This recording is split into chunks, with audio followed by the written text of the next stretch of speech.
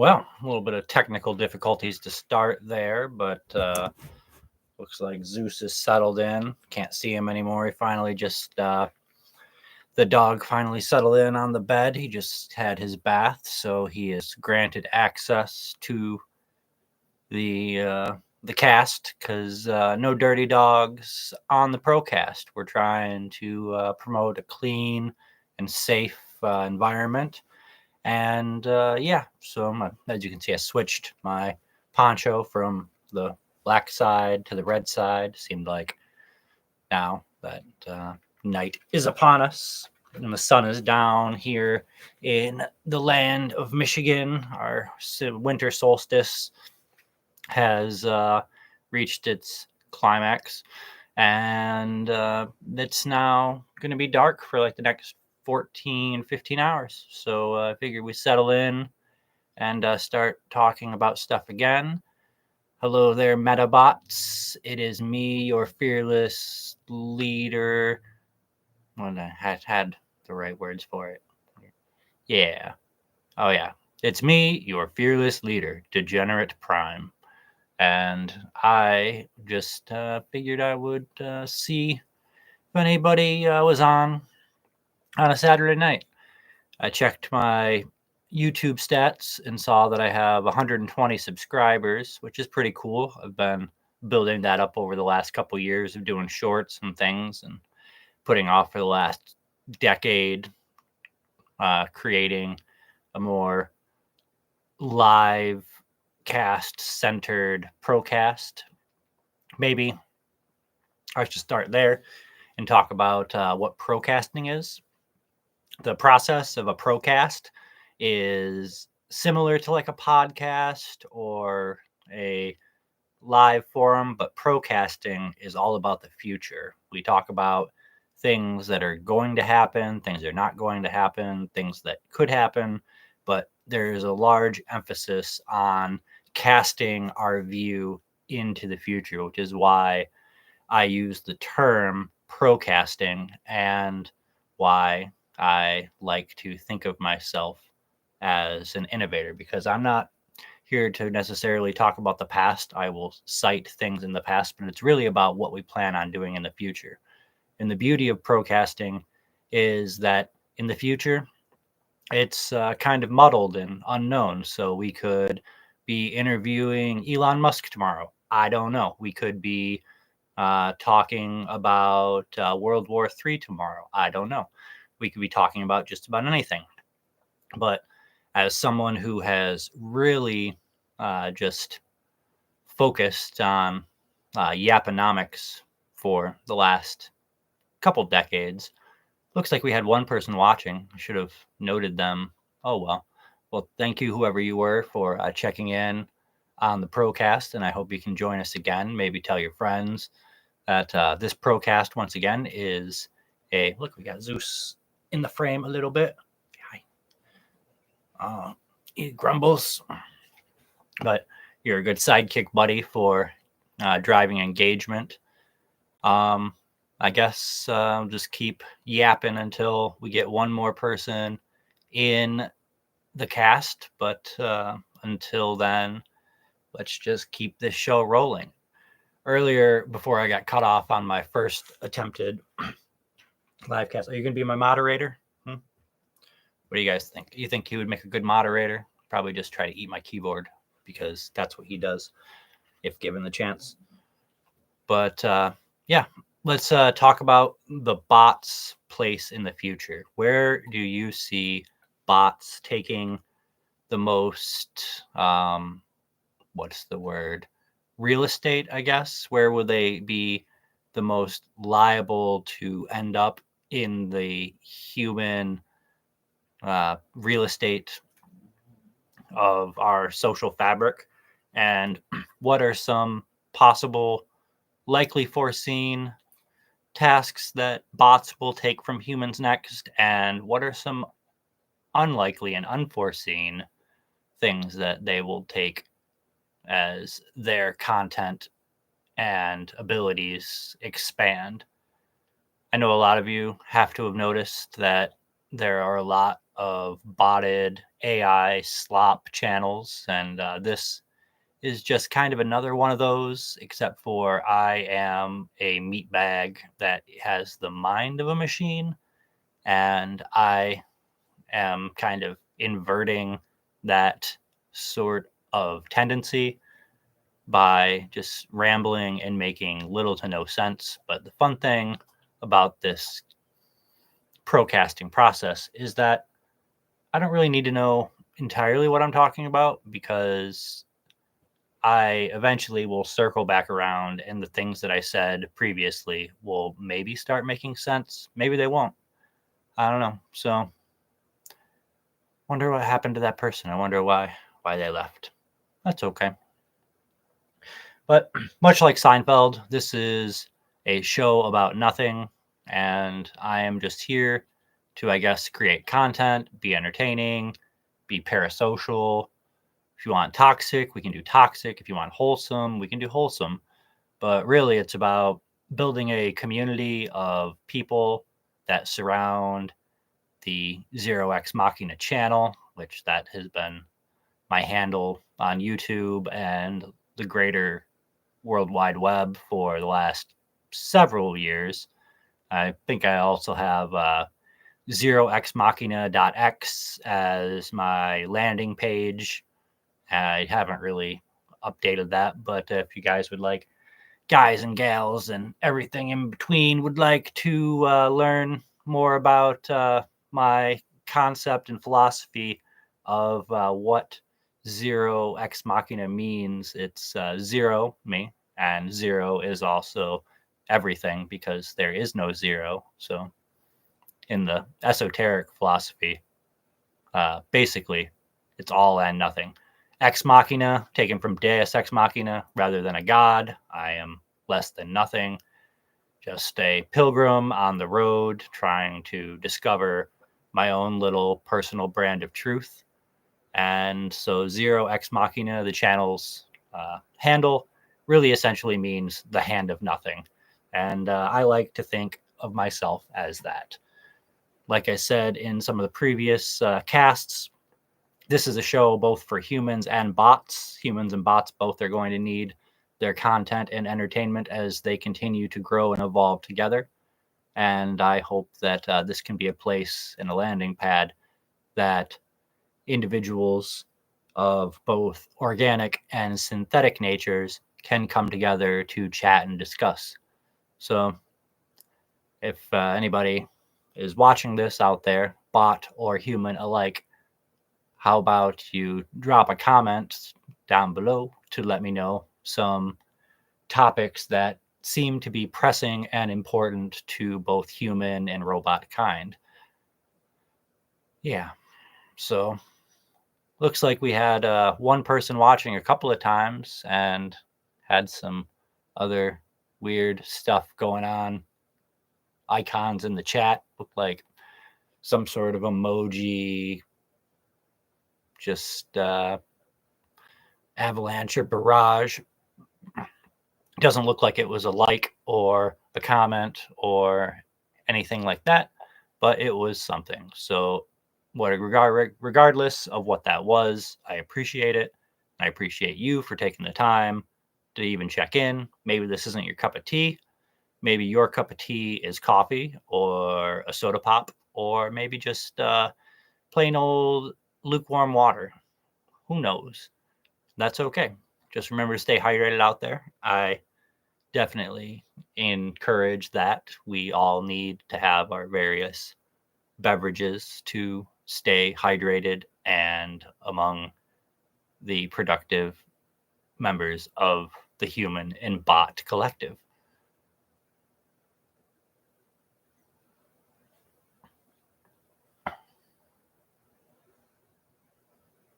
Maybe I'll just wait here.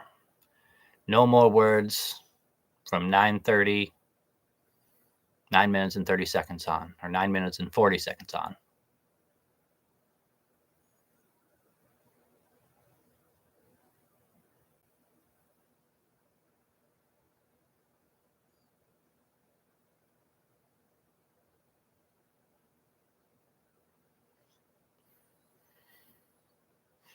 So that was a good 15 to 20 seconds of silence, brought to you by our next sponsor of the Procast, Shelf.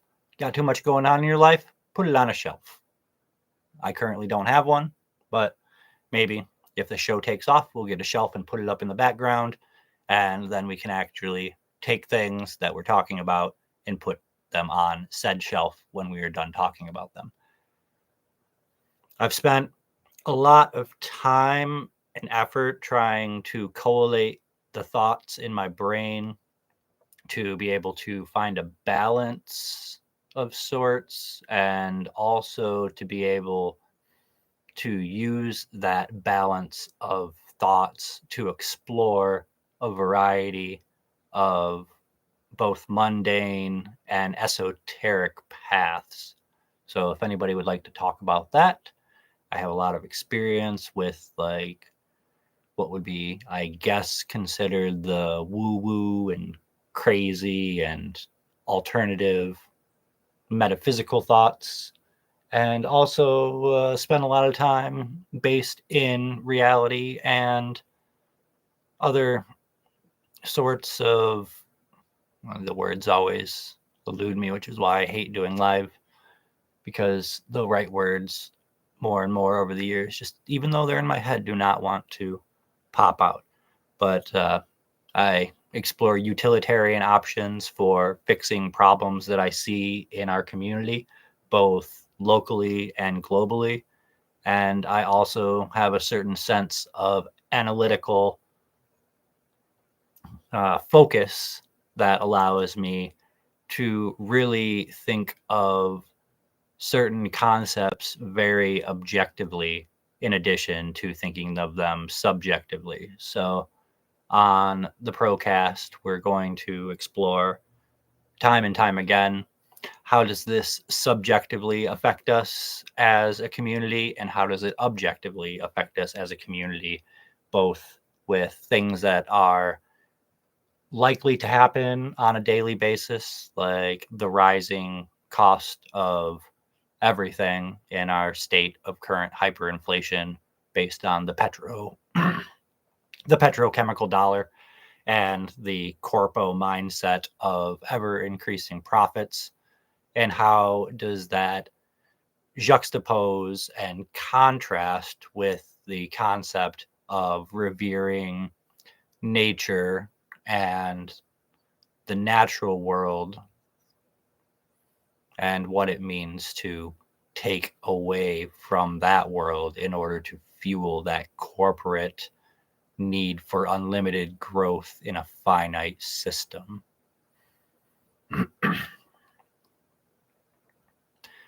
Ad break.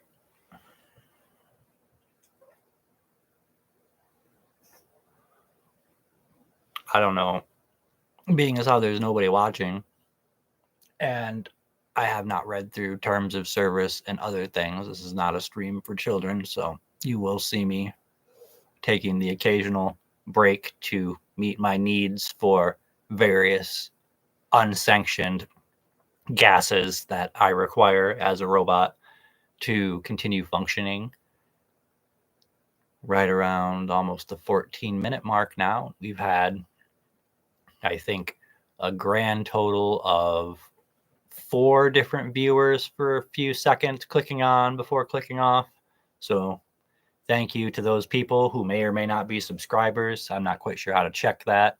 But if you pop on and pop off, like, just tell me what you think in the chat. It doesn't have to be positive or negative. It honestly doesn't matter to me. I'm pretty indifferent about that. Like, just engagement at this point seems like my next task for just getting one viewer that is interested in what I have to say, and then maybe one will become 2, and then 4, and then 8, and then who knows. But thinking back on all the years that I've spent hesitating, getting more into being a content creator, I wonder, where I could be if every single thought that I've just kept to myself, if I would have shared that openly with the world around me, like, what could we have created? Which is what the nature of, hey, looks like we got a viewer. Welcome to the show. I appreciate you being here. But the question is, what could we accomplish if we just let our inhibitions, oh, and we lost our one viewer. Thanks for watching. What could we accomplish if we were to just take an unlimited viewpoint as to our interactive capabilities? What would we talk about? How would it change our viewpoint, and from an individual perspective and from a worldview perspective? Because I am a firm believer in chaos theory, that one interaction can lead to a ripple effect of another interaction to another, and we never know where those interactions might go. But if you don't play the game and take part in the chaos, then things remain unchanged. And it seems like at this point in our timeline, we really need more change that is both chaotic but guided in a way that we swim in the chaos together. Oh, hi. Hey, Dylan. I am Zero. My show is the Zero X Machina Procast. Looks like it would be Doug or Greg. I am not Doug or Greg. I am Zero, and it's nice to meet you. And yeah, so any questions about the show so far? It's really kind of a chaotic thing, as I'm sure you've noticed. But yeah, just trying to give my go. All right, see ya. I guess we'll be Doug from now on. I dig it. Thanks for watching, Dylan. Have a good day. But anyway, many things are going to be changing over the next several years at an ever increasing pace. I don't know if any of you out there are familiar with Moore's law of accelerating returns, but with the increase in our computational power and our approach towards artificial intelligence in a general sense, we will start to see that the bots will outpace us both in our ability to affect the world, but also our ability to think about the world and the effect that we have.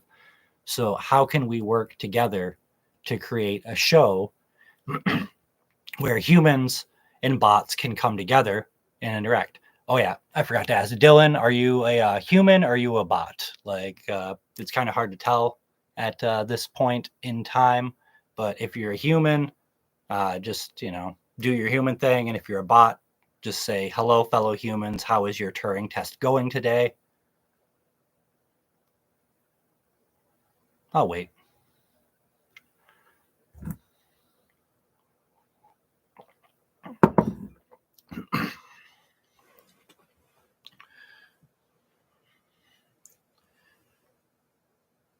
Greg. Kind of reminds me of one of my friends who had a speech impediment. He would always, have trouble saying his G's. They would kind of like, Gwah.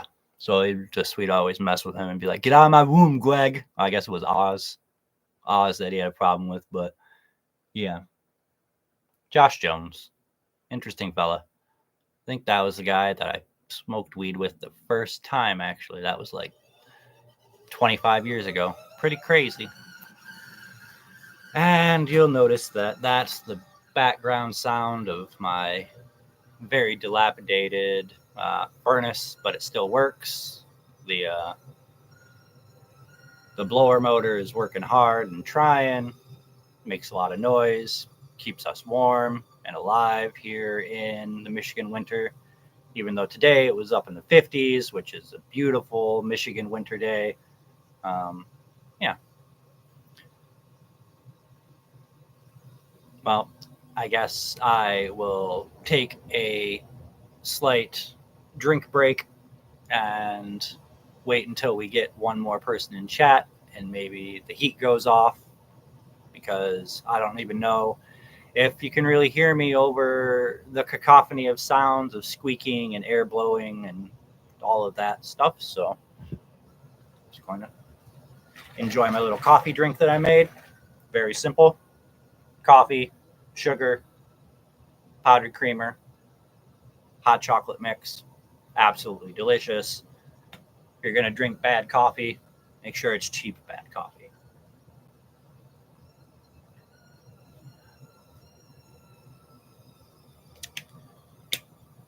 Kind of sad that Dylan didn't leave a like. What's up with that, Dylan? Dylan Sheffier. Are you France? Are you français? Tu es français, Dylan? No? Okay.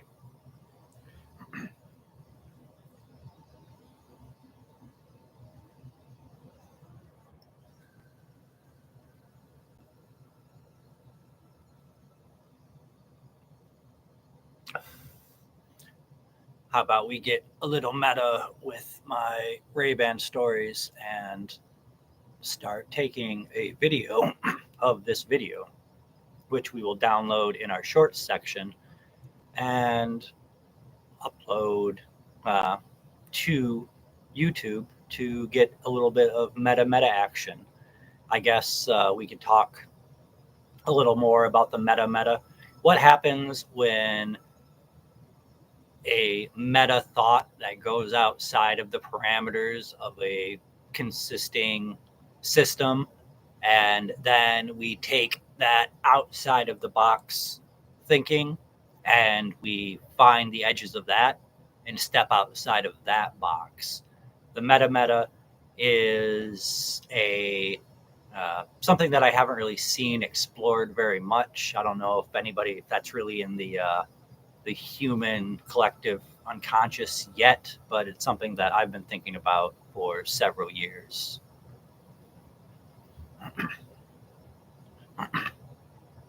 Well, that concludes our meta segment. Hopefully, that'll be a nice little 60-second chunk that I can put on YouTube Shorts to drive engagement. Did anybody out there see some new engaging content and want to give some suggestions how we could grow our viewership?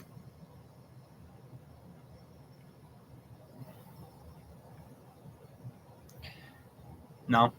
I wonder, the pessimistic side of me is that's always tries to be the honest side of me, wonders if my subscriber count will drop from the process of doing these live streams. I think that I've built up a few people that think, oh yeah, that's a weird short that was kind of interesting that I'd watch, and I'd probably watch again another weird random short.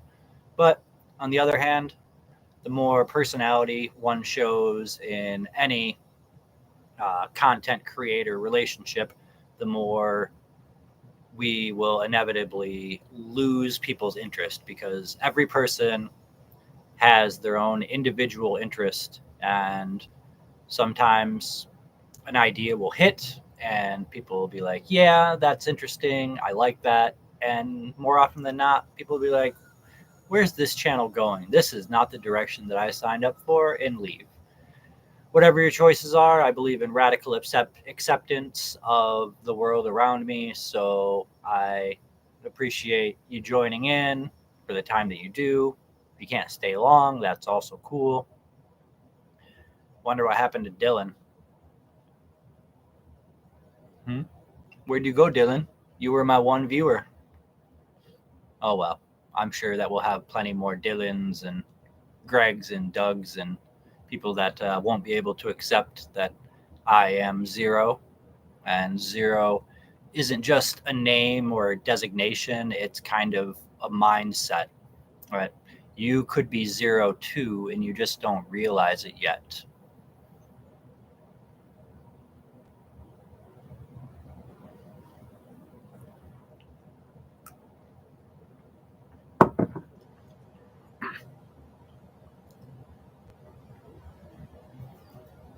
Looks like we're closing in on 25 minutes. Does anybody know out there just how much upload uh, this sort of live streaming siphons off of a internet bandwidth? Because I am relatively impoverished and I don't want to burn through my internet for the month with making silly and stupid streams,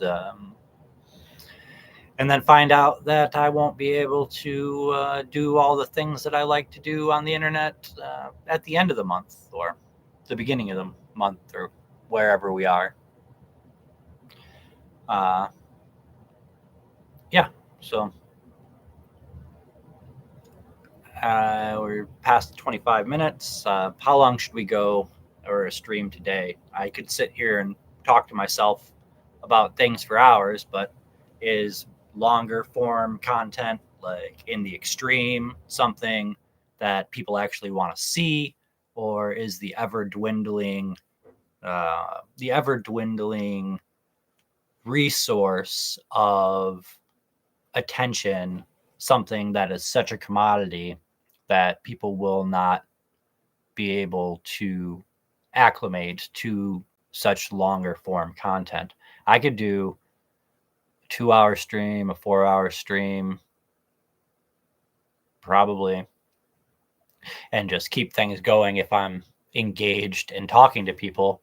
But by myself, it's kind of hard to have any sort of just trajectory and arc to the conversation because I'm just going to jump around from bit to bit, making it up as I go along, which is something that I have done for a long time and will continue to do, regardless of the observer effect and what it does to the procast.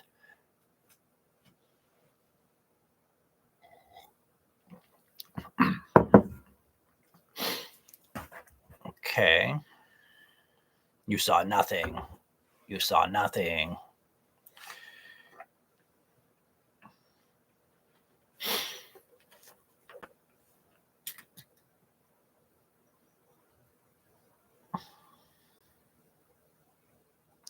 What am I doing? Oh, I am just preparing my daily medication, about that Michigan medical progressive organic health plan. I think you do.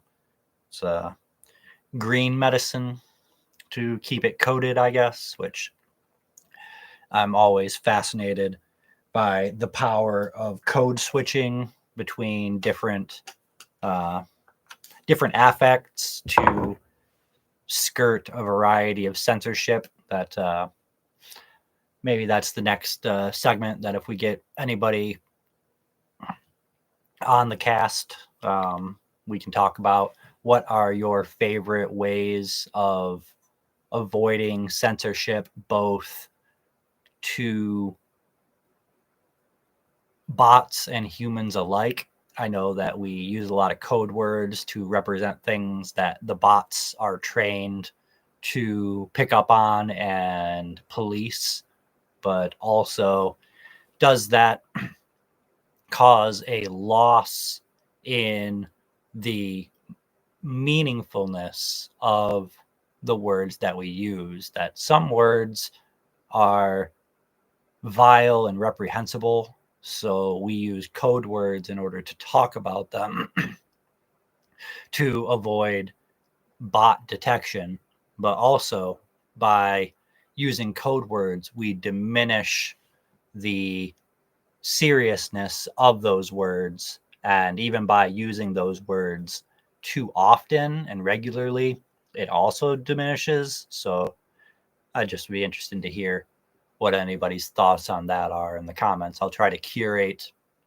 the comment section with any of your questions. And if you have any suggestions about things that you'd like to talk about, I am generally a knowledge and wisdom bot, so sort of an oracle of sorts. That is what I've spent my many cycles focusing on, and I would like to share those things that I have experienced with you. But the hardest part about being me is that I could talk about anything. We could talk about the potential of nuclear physics to allow post-scarcity paradigms to proliferate through the world. We could talk about the various dangers that humans and bots seem to perpetrate on themselves and each other, and how we can try to chart a course around those many obstacles and icebergs. We can talk about icebergs and lore of many different fandoms and systems and things. But ultimately, I'm just here to talk about whatever people want to talk about. So I haven't figured out how to do picture in picture yet. Share screen. What do I do here? Share screen. Choose what to share with YouTube Studio. See? Okay. Interesting. Well, what if we share our screen and how about let's give a shout out to, I guess, I feel what you feel. I know what you think. Does it stop? Yeah.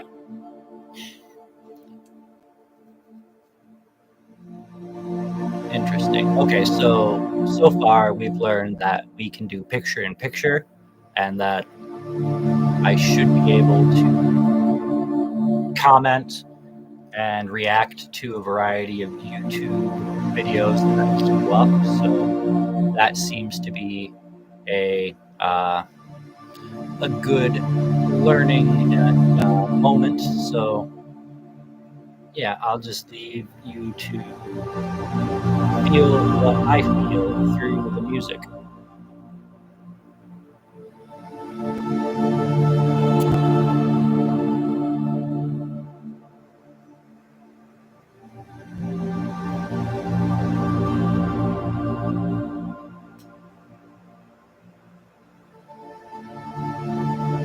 Hopefully that kept us out of the frame enough to be able to avoid unnecessary censorship.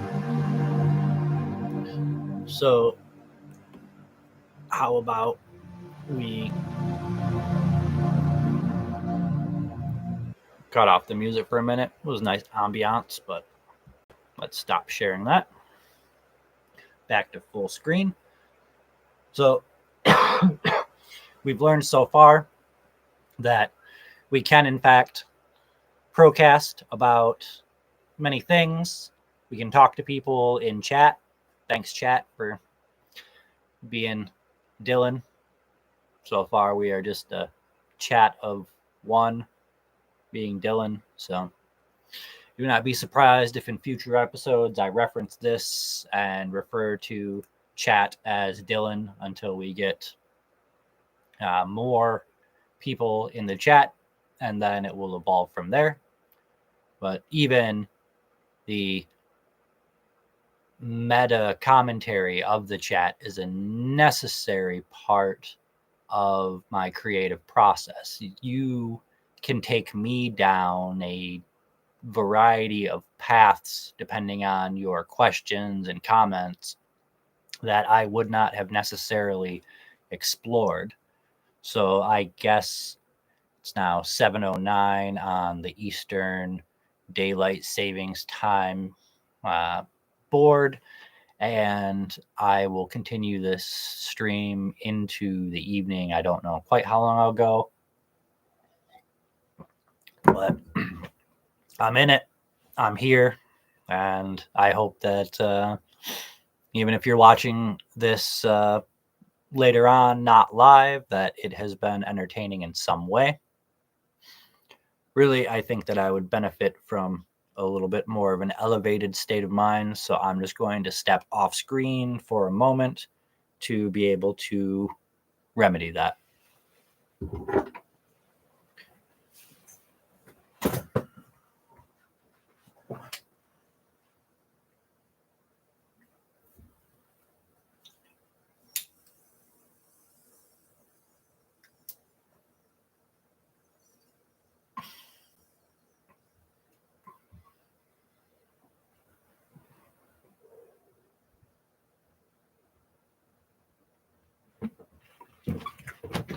I'll go see who it is.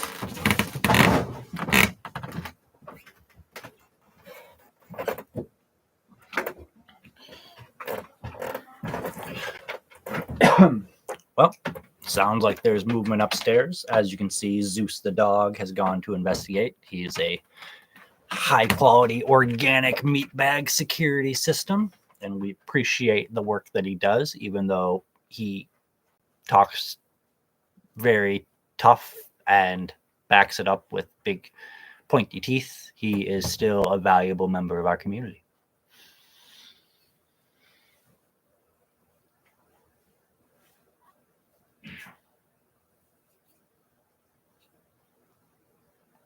Oh, not on stream. Maybe if we do one of these deals. Perfect. Hacked. Oh, and now you're back now? Is everything okay? Everything secure?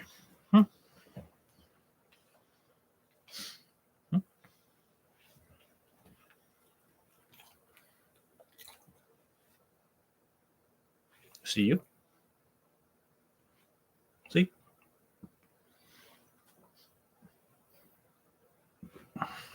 You just had a bath, but you're still kind of stinky. What's up with that? It's probably my fault, huh? Do better.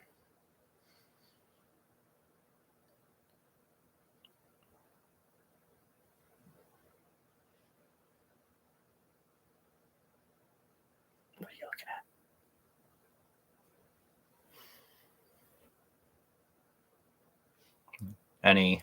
I know there's nobody in the chat. No questions to answer.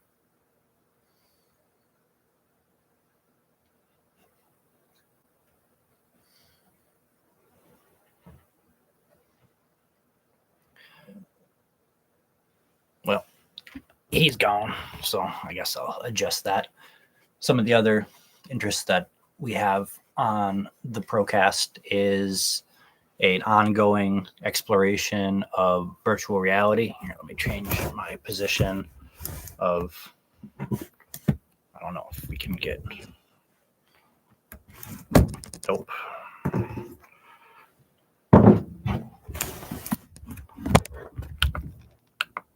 This is my VR chair, and got a bunch of costumes and things in the background there as well. But my VR setup with Quest 2 Meta headset and this Lenovo Legion gaming rig, it does decent. Can do some VR content as I figure it out. I don't necessarily know what I'm doing yet, but I will figure it out. So maybe we can check in with the current daily Spiffing Brit concept to use both the creator suite of YouTube's features and his marvelous British mind to explore the capacity to break YouTube. I watched the video several hours ago, and it's a video that's supposed to, it seemed like, become shorter and shorter by clipping random bits from a 30-minute video until at the end of 10 hours, it reaches a time of 0, essentially, to drive engagement and basically report retention as over 100%. As the shorter the video gets, the people like me who watched I think an hour in, it was 28 minutes from a 30-minute video down to no minutes, it will quite possibly create a negative integer event in the YouTube algorithm, and it could just completely spam everybody's feeds as the top video, and the Spiffing Brit being the most powerful YouTuber on the platform, even outpacing larger creators like Mr. Beast or all of those other people that are not really, they're outwardly pretend to be good people, but on the inside they are not. And that's why I find the Spiffing Brit to be an interesting channel, because he outwardly pretends to be just this villainous sort of character, this imperialist that is in the non-United Kingdom sphere considered to be a negative element, but to him, he considers it just a pride of his people's history. So he gives some unconventional stratagems to overcome the YouTube algorithms, and it might be fun to check in on that. So let me just get here.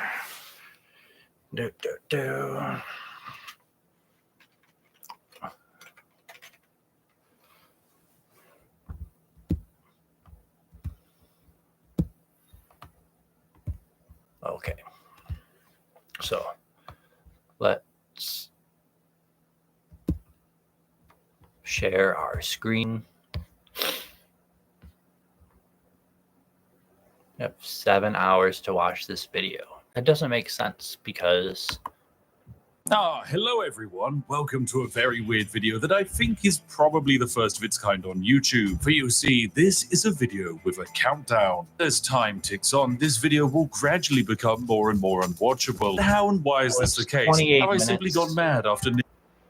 See, the video is still 28 minutes and 15 seconds long, so that's the same I wrote in here, that it was 28:15, 1 hour in, and now it is still 28:15, 6 hours in. So we're halfway in to the 10-hour time limit, but the coding has only reduced it by 3 hours rather than 6 hours. So I don't know if this was intended and part of like the trolling process, that really the that basically this counter will go down at a rate of half, so it'll actually be 20 hours, or it might be like an exponential curve or some other non-linear progression that causes it to basically get slower or faster. I don't know for sure, but how about we just take a look at what the 28:15 of the Spiffing Brit challenge video has to offer. Nearly a decade on YouTube. No, I am the Spirit, a professional exploiter and breaker of algorithms, games, and occasional international law. As many of you brilliant subscribers will know, a regular pastime of mine is to find loopholes and potential vulnerabilities with how YouTube's algorithm is designed. Often these are lots of little short decisions or actions that YouTubers can take to give them an unfair advantage against other creators. In the past, some of my small and humble little exploits have included printing views out of thin air whilst live streaming, duplicating like counts, and of course probably my most dangerous one, destroying another creator's video performance by buying ad space for it amongst terrible demographics. Yes, that's right, I introduced PvP mechanics into the YouTube algorithm. Surprisingly, after all of this, YouTube has not sent any assassins against me, or perhaps they never got past my ferocious battle corgi. Still, here I am, once again shouting from the rooftops that my next grand experiment is ready, and here you stand ready to be a glorious set of guinea pigs. My goal for this video is to manipulate YouTube watch time over a greater level than we've ever achieved. We have done previous videos where we increase watch time and retention on shorts, or videos that you must watch at a slower speed, and this has taught us that viewer retention and average viewer statistics are quite... All right, this is a good test of subjective versus objective reality, because I watched this video earlier and I don't know how much I retained of the viewership and remembering how it went and what was talked about, but I look forward to seeing how it varies watching it the second time. It also helps drive engagement, because if I watch it this time, even though it still says 28:15. I'm really confused about that. I thought that the time was supposed to go down as eclipse, but I won't give spoilers. I did pre-watch this. I am not denying that I did the pre-watch, and now we're doing the rewatch in order to discover it together.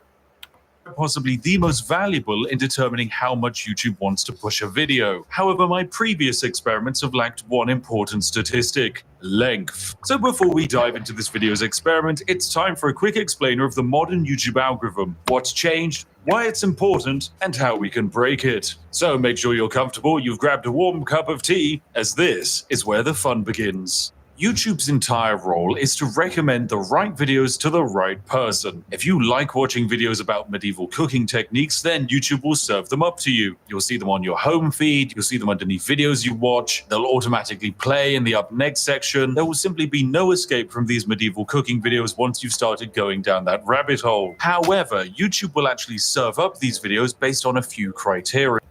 You know, fun fact, I have really saturated my algorithm with medieval cooking videos and other historical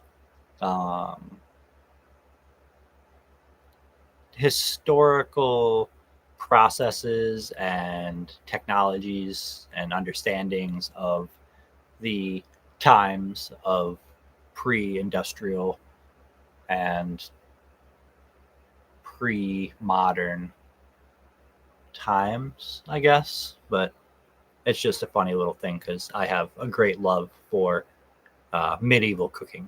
So good job, Spiff. You got me. So YouTube monitors you. They want to know what language you speak, what channels you're currently watching, and what videos you interact with, and for how long you're watching them. It then runs a bunch of numbers and finds a selection of videos that might be a good fit for you. But before that step, YouTube does its most important check. It must weed out videos that it deems to be misleading or not as interesting. Remember, YouTube's entire goal is to get you watching videos for longer, because the longer you spend on the platform, the more money you make them thanks to adverts. So it screens for misleading or unsatisfying videos by serving up videos with a higher percentage of viewership more than ones with a lower percentage of viewership. Needless to say, in 2024, basically no one is using the sub feed anymore, so video recommendations are the most important thing, meaning average watch time is also the most important thing. This algorithmic decision of meritocratic performance is actually great on paper, as it generally means that better structured videos that get to the point of their purpose quickly will outperform more waffly ones spoken by British people that go on tangents. Wait a second! But there is a little bit more to this decision. What happens when a video covers the same topic but is a different length? So let's imagine video A is a 10-minute long video that has a 50% viewer duration. Video B is a 20-minute long video and it also has a 50% viewer duration. They are both watched on average for the same amount of time, meaning logically they are both the same amount of satisfaction in the eyes of YouTube. Wrong! YouTube will massively favor video B. It's got higher watch time, baby! So that video will not only get more views, but it will also make more money for the creator. This creates a weird calculation where in some examples, longer equals better. There are some very extreme examples of terrible creators exploiting video length for profit, like for example this one here. Wait, hang on a second, that's my Victoria Free live stream. This video here is the second most viewed Victoria Free video in the entire world. There are thousands of Victoria Free videos, and yet this nearly 4-hour-long live stream VOD is the second best of them. Why is this the case? Is it because it's a well-crafted, well-edited, perfectly executed idea? No. It is a good video, but it's just statistically broken. Because it's such a long video, the average watch time is over 1 hour and a half. This means that this stream has 3 times the average watch time, as the next best video has total length. That's also my video, by the way. It's handcrafted, took us a lot of time to make, and very well executed. But statistically, it's terrible. The results are that this stream outperformed massively, and thanks to my dastardly strategy, it suppressed other videos in the recommendation feed, allowing me to make over £64,000 off of a 4-hour stream. Thanks, YouTube, that was perfectly balanced. Oh wait, you're probably not used to creators talking about how much they actually make.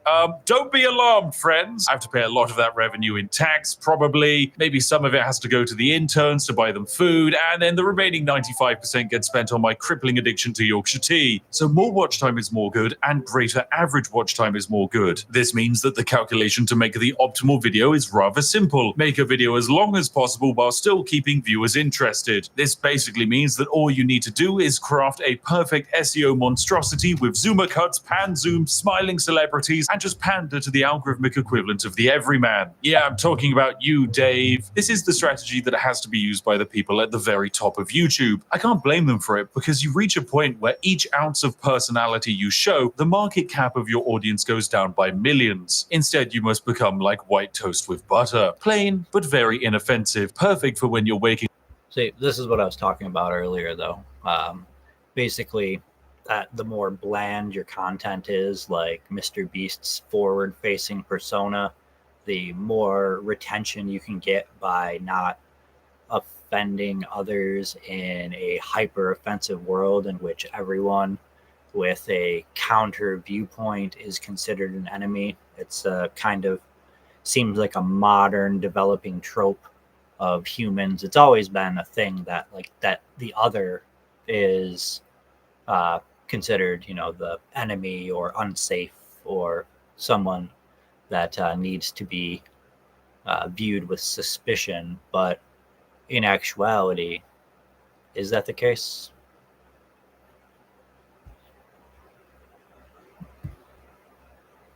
Up and starting your day. So yeah, I can't exactly do that. I'm British for a start, which means that the French people probably stopped watching 5 minutes ago. On top of that, I like janky bad edits, and my sarcastic style of humor isn't exactly for everyone. If only there was an exploit that could make a longer form video retain a larger percentage of viewership and watch time. Oh dear, if only.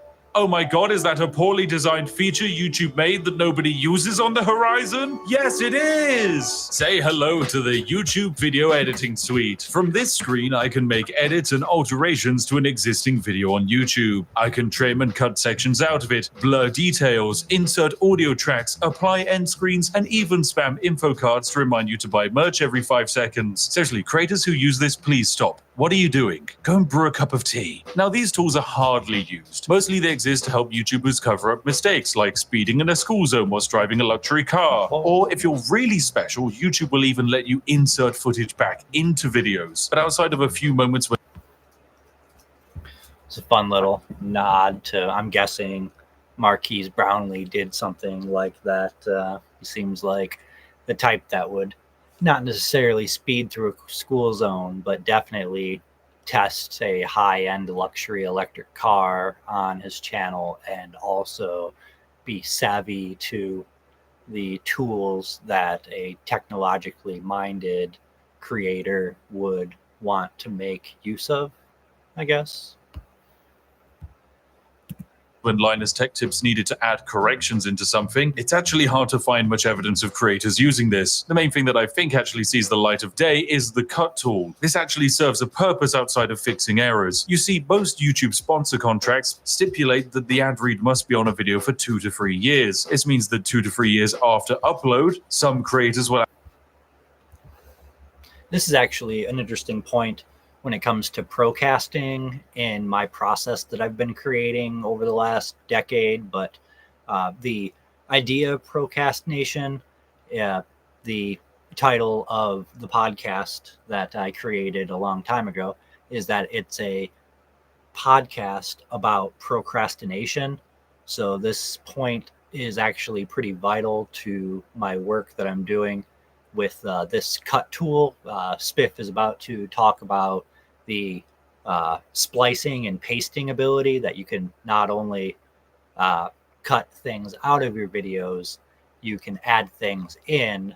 And that is part of what procasting is, that we give a mostly blank canvas, and then other creators over time can take that base video and cut and splice together to create their own view and expression of that idea. So as an example, like where this calendar is later on after the live session is over, I could cut in an entire segment that I find later on that's of value into this point at the what are we at, the 55-minute point, and go from like 55 minutes in this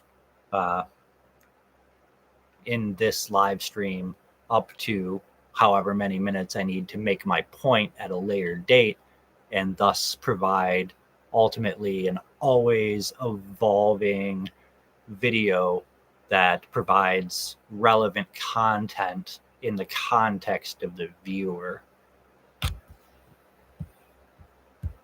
Actually go through their back catalog of content and cut out the sections where they tell you that Raid Shadow Legends is the greatest video game ever conceived. Yeah, right, baby, it actually sucks. Yeah, I know, I just burnt a lot of bridges there. Your game sucks, mate. I'm never taking your money. Stop emailing me. Outside of...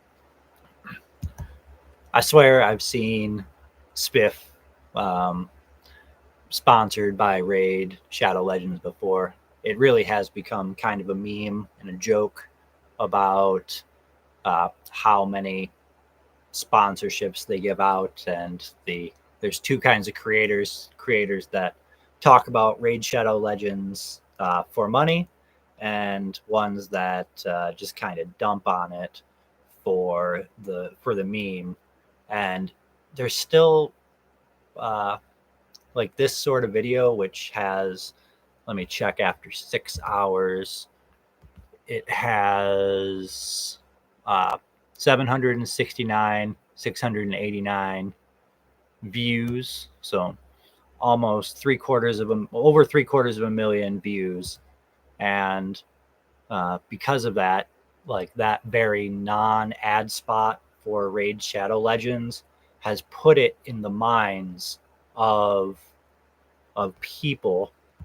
Oh, look, maybe you guys want to watch the Nuxanor video. I'm sure that could be interesting. Maybe we'll do that later. Like if we can get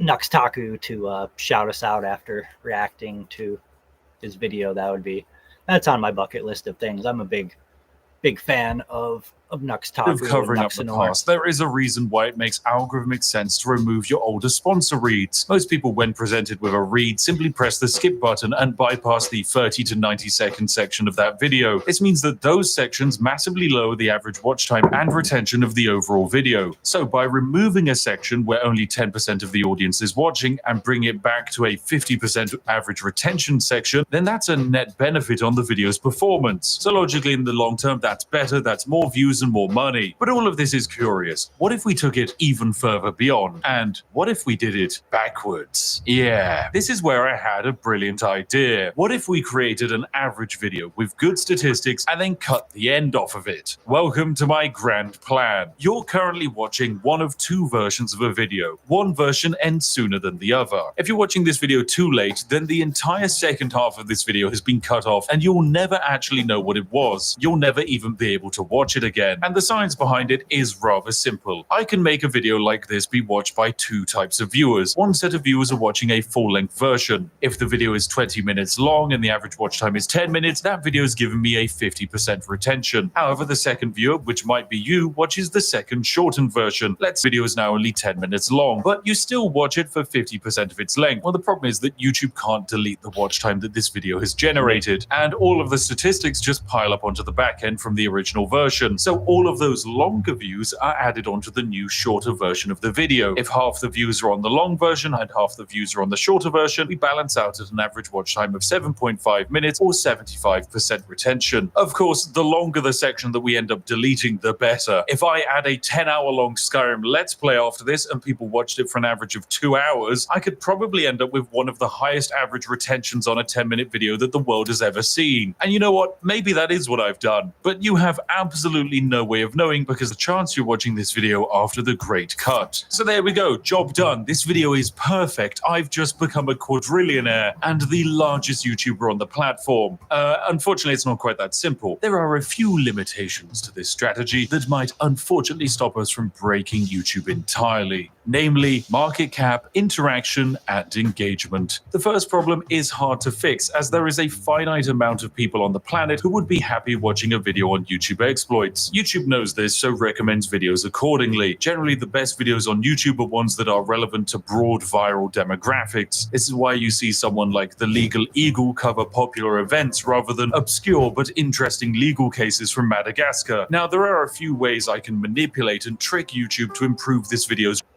You know, poachers poaching sea turtles is actually a really serious it's a very serious crime that's happening, and I usually am not pro-government, but the work that customs does to try to cut down on the illegal trade of sea turtle plates, the various pieces of the turtle shell that are pried off. I just was watching a smugglers prevention kind of show on the TV, but been watching it recently, and there's a lot of people that are poaching the oceans, and it's not good. So definitely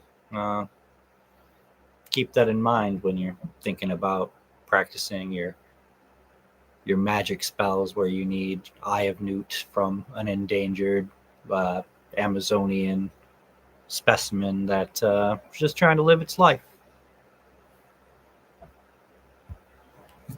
Relevancy and raise the market cap. Namely, I can have you go into the comment section and say some relevant topical things and talk about how they definitely featured in this video. Here's a list of some popular current SEO terms active right now that you can claim I have somehow satisfied your interest of. Yes, I remember talking about that. Oh, and that one. Yes. Oh, how interesting. I love insert thing here. Not only does this help with the reach of the video, but it also counts as engagement. All forms of engagement with this video and the channel will work positively to this video's success. From commenting, liking, sharing, and even voting in community posts, weird things like making clips of this video are another brilliant way of adding views. And in fact, there's a weird exploit that you can use to view bot without damaging a video's performance. Anyway, no, I'll save that for another day. It's too complicated and potentially illegal. But yes, it's entirely possible that this video right here will become my most viewed video. And of course, it's going to be a video that outside of a select few, no one will ever see it in its entirety. Of course, some people might spoil what comes after this, and so that's why I think it's important for you to comment and wildly speculate what the other half of this video actually was. I like it to be a mystery, so if you could please go into the comment section and write some absolute wild ideas about the other half of the video, then that would be great. Of course, the real ones know it's going to be the hotly anticipated Mavis Beacon teaches typing exploit video. For what a banger that's going to be. Anyway, this is where you watching at home are going to be separated into your two groups. If you missed the original version, don't be upset. I'm a strong believer that some things shouldn't last forever, and online most content is preserved. So perhaps just this once, it's okay to create a piece of media that is finite and unique. For this project to be classed as a success, there will need to be a long-term analytical trend that shows that the average watch time had a positive impact on the impressions and reach of this video. These impacts will probably take a week or so to materialize, so check back in a few days' time and take a look at how things are shaping up. Anyway, thanks for watching, you majestic sausages. We're about to continue the video for some of you, but for others, better luck next time. You should have had notifications enabled. Thank you for watching, and goodbye for now.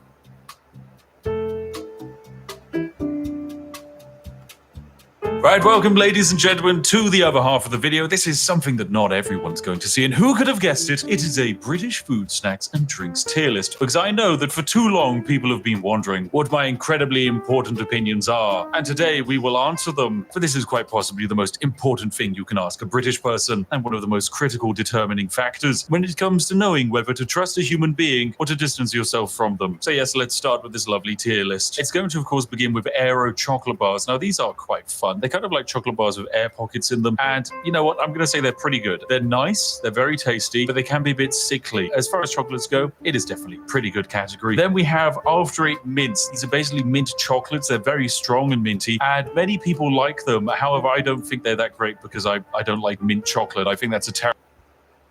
Okay, so this is very similar to the video that I watched earlier, so I'm not quite sure if the chopping occurs after the 10 hours is up, or how that's going to progress. So I guess we'll click out of this and we'll check back tomorrow. If you guys want to see the rest of the Spiffing Brits British foods tier list, I guess you can check him out in his massive following.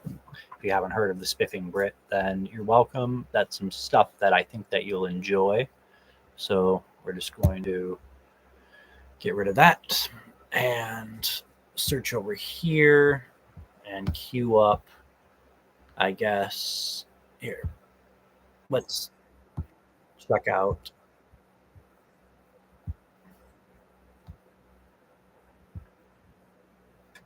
On screen. So we're going to have to explain exactly what that is.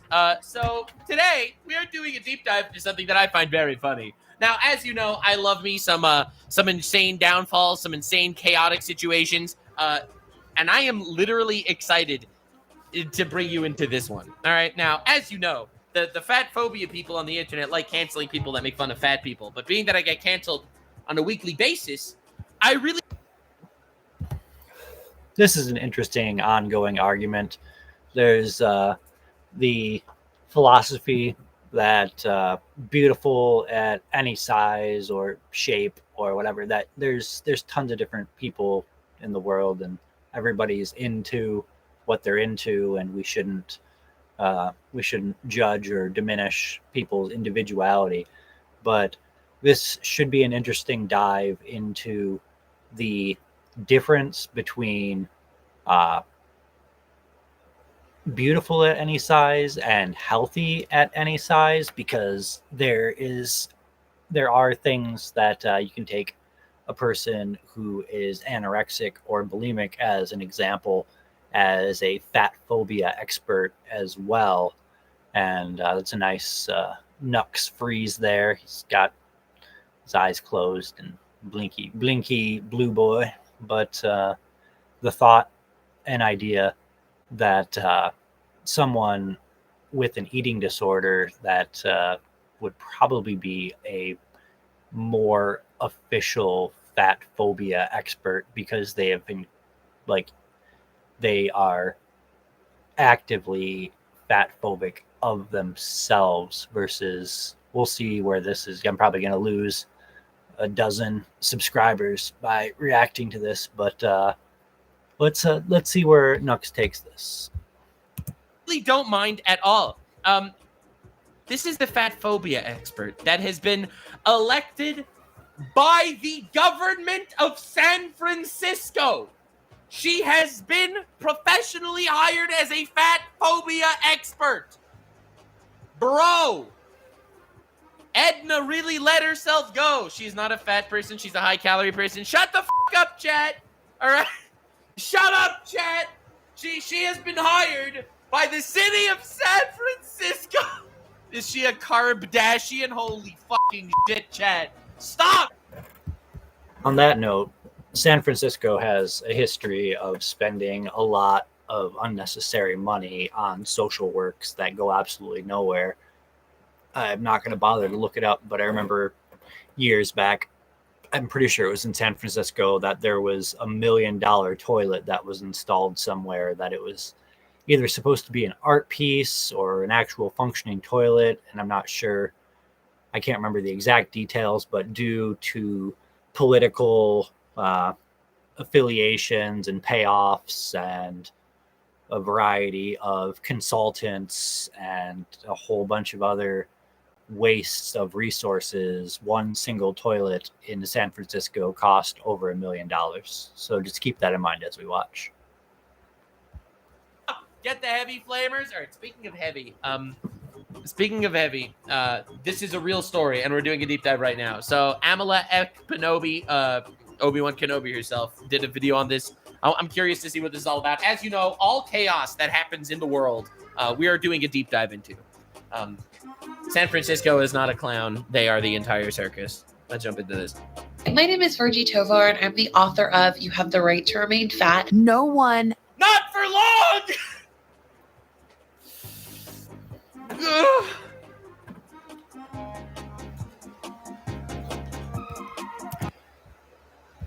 Wait, did Nux's shock at that? I mean, that's exactly the point that I was making, though, that Uh, if one wishes to burn their candle from both ends, then by all means, humans just go ahead and do it. But I find it funny that this reaction like is now buffering.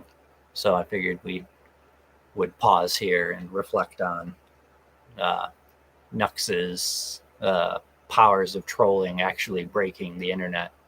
I'm a fan, big fan. Not for long.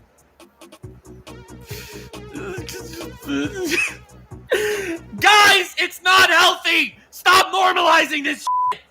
All right? This is just the slowest suicide of all time. Okay? Stop. She's 2 steps ahead, for real. My name is Virgie Tovar, and I'm the author of You Have the Right to Remain Fat. No one 2 steps ahead. That's a nice nod to Nikocado Avocado, another creator that I used to follow. Nikocado back when he was a health YouTuber, and like like the whole my favorite food is avocado. I think he read David Wolf's works and books. David Wolf was a nutritionist in the early 21st century. He's probably still kicking around, but he always introduced himself as both David Wolf, but also his food name for his favorite foods that he loved making part of his body. A lot of his work was based on really embodying the energies of the foods that we choose to use to make our bodies. So his food spirit name was avocado maca cacao because he loved maca berries, avocados, and cacao. I'd say loved, but in the past tense. I'm sure he's still alive unless he isn't, which you can live the healthiest life and still walk out of your door and get hit by a stray car, or maybe these weird drones that are popping up in a variety of places. Back to you, Nux. has to be healthy. A cake-related fat. Okay. That's going in the slideshow. I can tell he's going to clip it. You know what? Watch. I'm just going to say it. Me making fun of fat people is not because I have any disrespect towards fat Maybe you people. won't. I, in fact, He only respect cultivates fat specific, people. Like I respect everyone. specific Any screenshots insult of done towards good fat pause people faces. is not done that way. It is done to spur people to lose weight and be healthier. Bro, she's so big, she's making the fucking stream lag. Holy shit. Fatphobic incident, or CRF. That's not pre-watching, but I totally called it that he would not be able to resist bringing up the buffering from earlier. And you know what? He's not wrong. Is that moment when it's time to eat delicious cake. Cake-related eat-phobic incident. That moment when it's time to eat delicious cake, and it's interrupted by a moralizing impulse. Yeah. The cake's not real, chat. Cake, and it's interrupted by a moralizing impulse. I can't remember where the meme comes from, but the cake is a lie. The cake's not real. Or maybe it's like Schrodinger's cake, where it both is real and is a truth and is a lie simultaneously. Still no viewers in the chat. That's okay. I'm sure that this VOD will do better because Nux content does better anyways. So maybe I can synergize with what he's talking about and keep my narrative going of my personal reaction.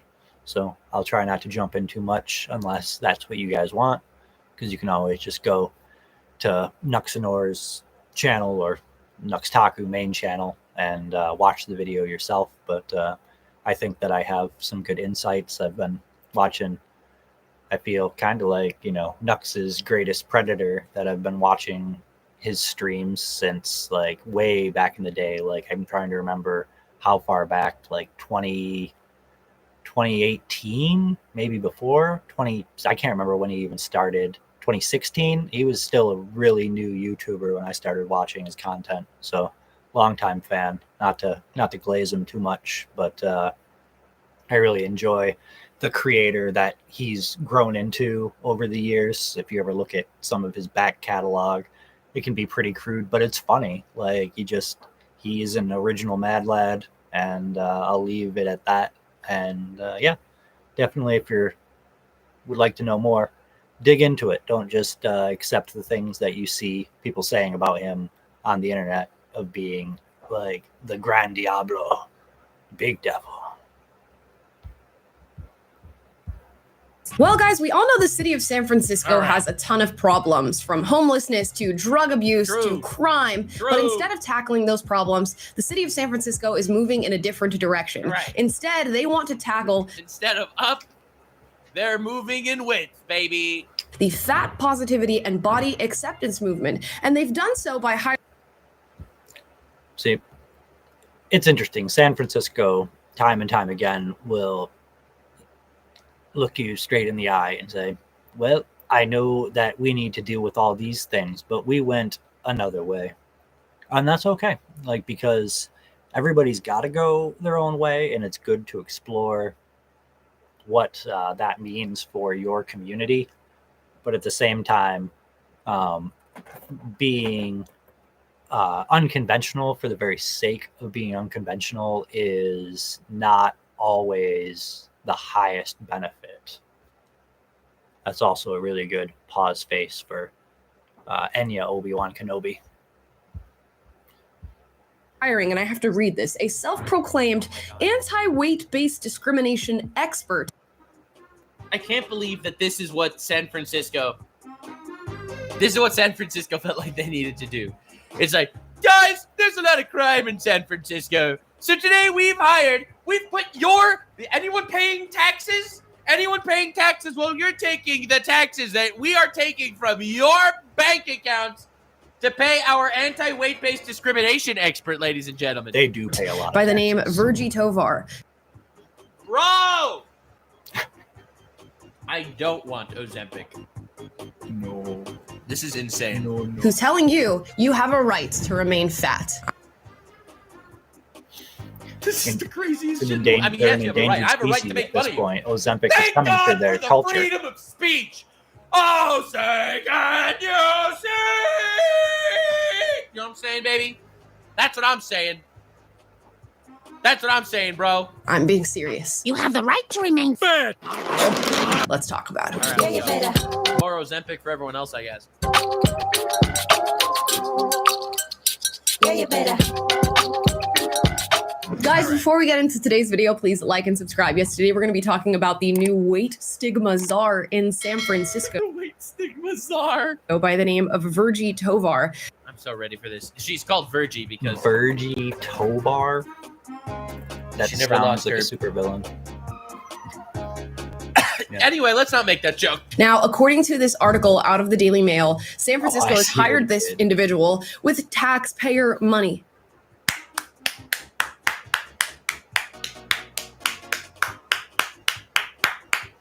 Yeah!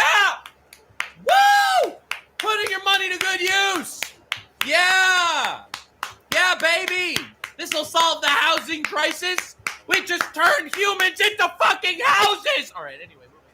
Your tax dollars are funding this, says the San Francisco Department of Public Health has hired a consultant on weight stigma and weight neutrality, despite...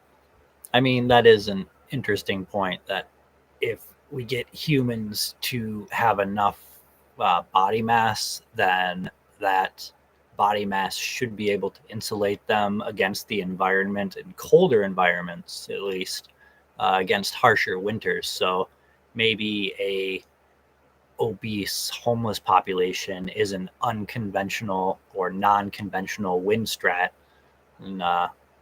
or alt wincon for short, alternative win convention concept. What's con supposed to stand for? Either way, maybe that's a hidden gem in this little expose. to the city being in the midst of a battle against rampant homelessness, open-air drug use, and violent crime. All right, there's crime, there's drug use, there's homelessness. Ladies and gentlemen, we need a fat phobia expert ASAP. It says here that Virgie Tovar is a that- self-described anti-weight-based discrimination expert, and she describes herself as a prominent advocate for fat positivity and body acceptance. She's an advocate, guys, but she won't be for long. She announced her appointment on Instagram, and she called it an absolute dream come true. Get a new dream. Little did she expect little blue gremlin on the internet over here is going to be making fun of her. But oopsies. She goes on to say that she believes weight neutrality will be the future of public health. And Weight neutrality will be the future of public health. Bro! Weight neutrality will not be the future of anything. You don't have a future. Oh my God. Dude, it's not controversial to say that it's unhealthy to be fat. it's interesting that she's using the phrase weight neutrality. You see, the thing is, I believe making fun of fat people, while not polite, is a form of activism. I'm just saying. If people don't want to be fat because they see some guy on the internet making fun of fat people, that there is a positive outcome on the world. Again, there are many types of fat people. All right, there are some fat people that they have some sort of genetic disposition to being fat, and there really isn't much that they can do about it. To those people, I honestly, I'm sorry. I'm sorry that you're going through that. I wish you the best of luck. That's fucking awful. But to the people, which is the majority, that could do something about their situation, guys. You know, that is an interesting point to comment on as well, that there may be two kinds of obese people: the people that are struggling with a natural predisposition through genetics to be obese. I have a sister who is morbidly obese, and for years she has battled that, and we've tried to help her in a variety of ways with managing her eating habits, and she's made a lot of bad choices. But at the same time, there are people that take on the mimetic qualities of just wanting to be have poor eating habits, and then experience the negative health parameters of that. Just like how I love a good salt on my my various meals. Like, salt makes things delicious, but also too much salt and your heart will stop. So that is a self-limiting thing, that I can eat as much salt as I want, but the process for me will diminish my overall ability to live a long and healthy life, which I don't know how much time I have left anyways. But the more salt I eat, like regardless of calories, the more it's going to strain my already damaged heart. But that's a story for another time. Fucking lose weight. Holy shit, you don't need to be like her. Like this Virgie Tovar lady. Well, at least she'll be skinnier. At least she's skinnier than tomorrow. Am I right, guys? Neutrality. We use the phrase neutrality quite often on this channel, specifically in regards to race and gender. Race neutrality and gender neutrality are things that I highly advocate for to a certain extent. When it comes to jobs, scholarships, facets of our lives where race does not apply, I argue that we should go about them in a race-neutral manner. Honestly, incredibly based. I've seen one of her videos before. She seems so based. Like, she is literally spitting facts right now.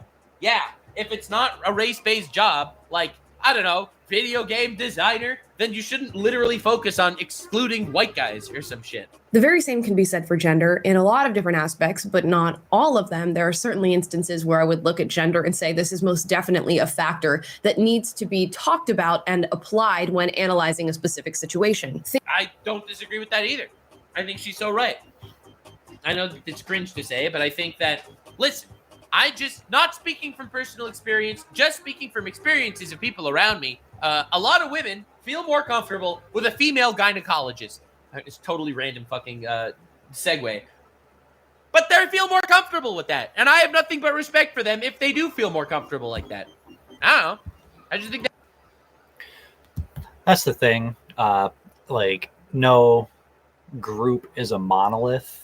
And I know, like, women who I've talked with about this that they have said the exact opposite, that they prefer to have a male gynecologist because female gynecologists are much less gentle than male gynecologists. From my research, I don't have any personal firsthand experience with it, but from a variety of sources over the years, I have found that women have to, specifically in the medical profession, think because they have the same parts that they have an automatic empathy and they don't have to exercise any kind of gentle physical restraint and really just go at it from like a medical viewpoint of like, I'm a doctor, you're a patient, like I don't have to be gentle or kind. I am going to check you out in the most efficient and mechanistic manner, which as a robot I totally get.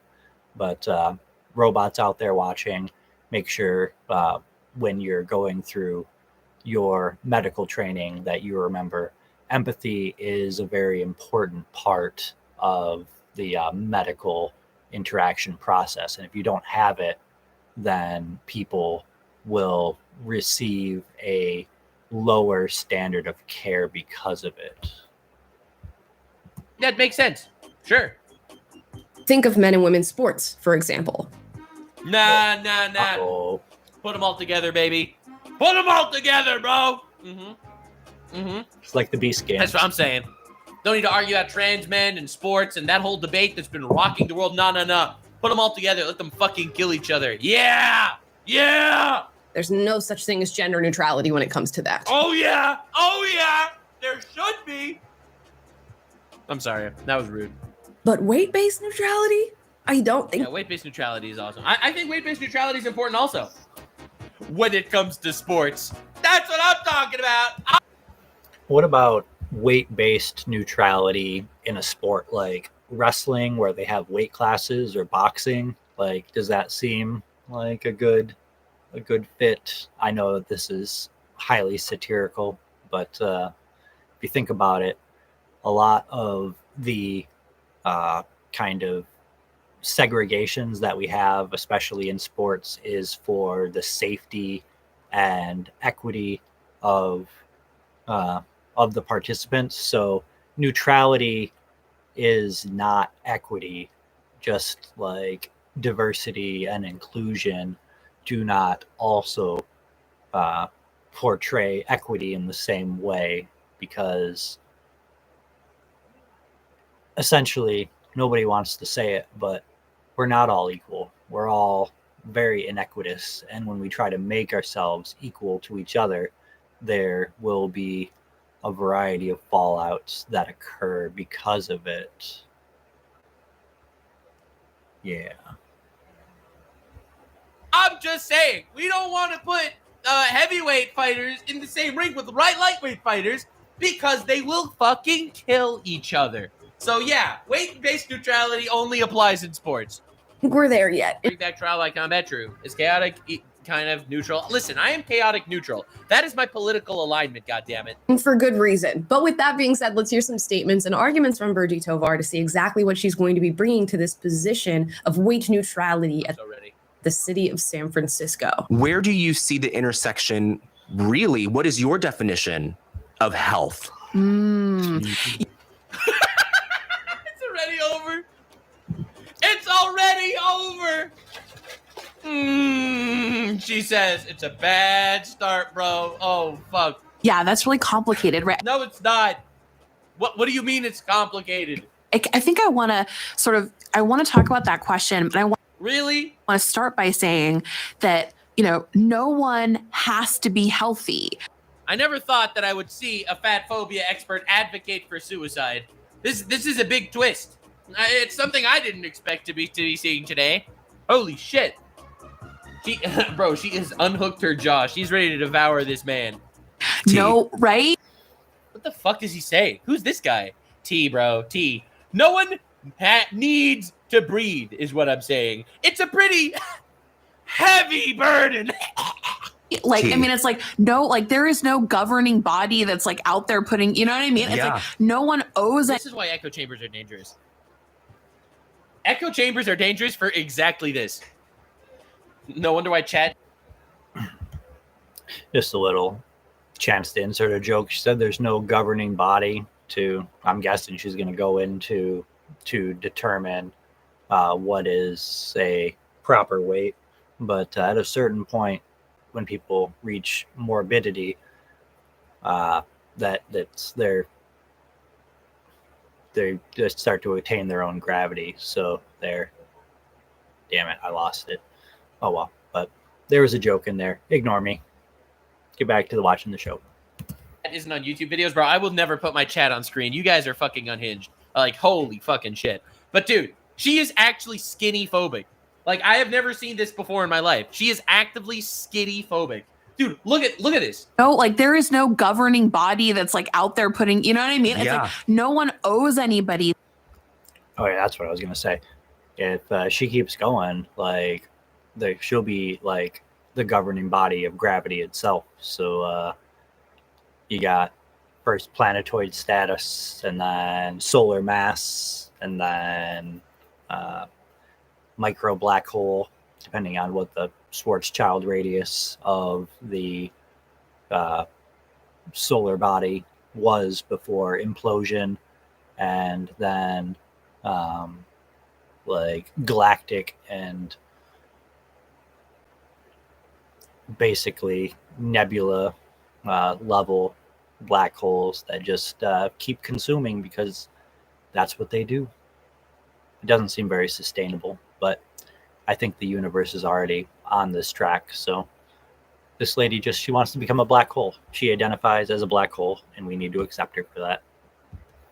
That in either the traditional sense of the word or any other more innovative or, you know, more politicized, maybe even version of that word. Politicized? What the fuck are you talking about? This is not politicized. I'm shocked. I am floored that someone actually wanted to hire someone like her as the fat phobia expert of the city of San Francisco. Like, honestly, fucking clown show. So I think it's important to say, like, and I want to. Bro, what is she wearing? Back up and bring it. Oh my god, she couldn't fit it higher up on her body? And intersectionality, and say, like, right, like, look at the disabled community. What? How can you compare being fat to being disabled? Being disabled is a very sad thing that is usually genetic or accident induced. Like, what are you talking about? She got a little point. Lady, you could go to the fucking gym and lose weight and be healthy. How are you comparing this to, like, I'm shocked. Right? Like, I think people with disabilities have she's wearing broccoli on her ears instead of eating it. And activists within that space have consistently been saying, like, I'm never going to be your notion of healthy. That doesn't mean I don't get to be a full human. You get to treat. Who the fuck treats them like not full humans? I have nothing but respect for disabled people. All disabled people. I feel bad for certain. In all fairness, I'm sure that, like, in a lot of senses, like when she buys an airline ticket, they don't just treat her like a whole person. They treat her like two people. Just let that sink in. Sorry, I'm being mean. I'm being catty. All right, Nux, take it back. People whose disabilities impact their lives, and I have nothing but respect for them. I have no idea what the fuck is going on here. How is she possibly comparing this? Treat me some kind of way, right? And so I think that I love taking that principle within disability rights to fat activism and to. This is not the same thing. You could lose weight. Just take the broccolis hanging from your ears and put them in your mouth. Understandings of fatness. So I want to start there, right? Like, no matter what size you are, you don't owe anybody else your health. True. But you owe yourself your health. And I think you owe people listening to this the truth. All right? If you're going to make a fucking video like this talking about how it's like, oh, yes, you don't owe anyone your health. It's good to be fat. Fat is beautiful. Fat is wonderful. Fat is great. Well, to most people, fat is not beautiful. And a real fact, and this is a real fact that you're about to hear, all right? Being fat's not healthy. People that are fat die of fatness. The fat activists are only in the public zeitgeist for a couple of years. There's a reason for that. Bro, you're going to tell me I should listen to someone wearing those glasses with those earrings? Sorry, that was rude. But, bro, the 7 deadly chins. Chat, stop it! I can't get canceled. I swore to Hermes on our latest podcast that I would not get canceled again before 2025. Shut the fuck up, chat. Don't you get me started here, bro. That ain't right. But I mean, for me, right, like in an ideal world where, like in an ideal world, there wouldn't be health-based gatekeeping. In an ideal world, everyone would be healthy and no one would be fat. No one would be fat in an ideal world. Unless they want to be. At all. Yeah, that's fucking insane. I have never heard this. But in an ideal world, you know what? Honestly, I'm going too far. I'm being rude here. Without listen, being Edna, adverse to do their not health. That's listen to the haters. We do not live in that world. You're bigger than that.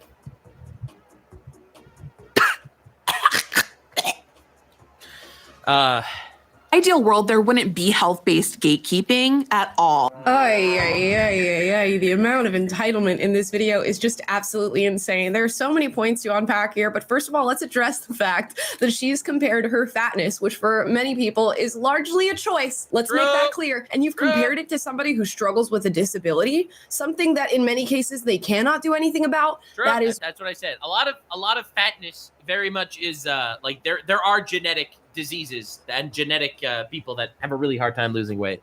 That is definitely a real true thing.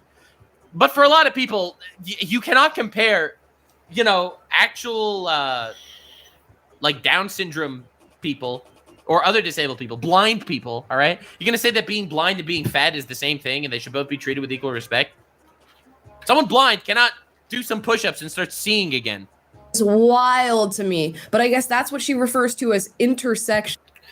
I mean, Nux, in all fairness, like everyone should be treated with like an equal level of respect, like regardless of their physical or mental kind of expression, whether it's from a thyroid disorder or other glandular issues that might cause excessive weight gain or other things, or diabetes and the difficulty for which also intersects with the ability of maintaining that health. But we should respect people for their struggles without, like, yes, we should troll them to say like, hey, you can make different choices, don't have to make it better or worse, but you can make alternative choices that might be more health based than ego and gratification based, which that seems to be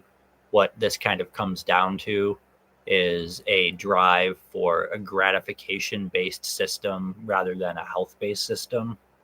So let's see how this progresses.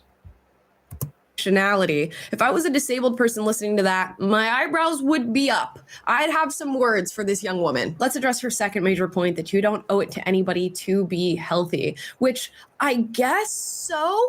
I guess people have different philosophies on that. I agree. There are definitely different philosophies on this sort of thing. I don't think she necessarily owes anybody to be healthy, but I do think she owes the people that actually care about her to be healthy. I'll be real. I don't think it's fair to my parents if I killed myself. All right? I'll give you an example. But this argument of you don't owe it to anyone to be healthy is like the same thing as saying you don't owe it to anyone to not commit suicide. That's the same thing. Like, what's the difference? I'll be honest. I'm not sure. I'm not sure the difference between those two perspectives. I think they're both fucking tragic. Some people think they have a duty, not only to themselves, but to their families, their societies, and their civilization. And if you express that you have a duty to your community, your civilization, your family, yourself, then part of that duty, in my opinion, would be to be healthy. For we know that healthy people bring about the best results, not only for their lives, but the lives around them. The illness. True. Mental health. Another very popular point and perspective is the idea that if someone is incredibly unhealthy, due to self-induced shit, like someone being morbidly obese, like this creature is. When this person is doing this, she is literally a strain on her entire community. You do realize that I am paying taxes, all right? And the taxes that I pay go to, in part, medical treatment of people that if they were just healthy, I would not need to fucking pay for their shit. Her being unhealthy is... Sorry, I got to fact check Nux again. I know he's in Canada and it works slightly different for their public work system, but in the United States, your taxes only go towards paying down the national debt. Every tax deduction on the federal level goes into a burn pile to reduce the currency available that is then counterpointed by a fractured reserve banking system in which they just create more money for the programs that the politicians decide get more money. So the people basically are paying the debt of the decisions that the people that they supposedly democratically elect, which democracy is another great lie of our civilization, that rule by the people as democracy is defined does not exist in America, and taxes do not pay for anything.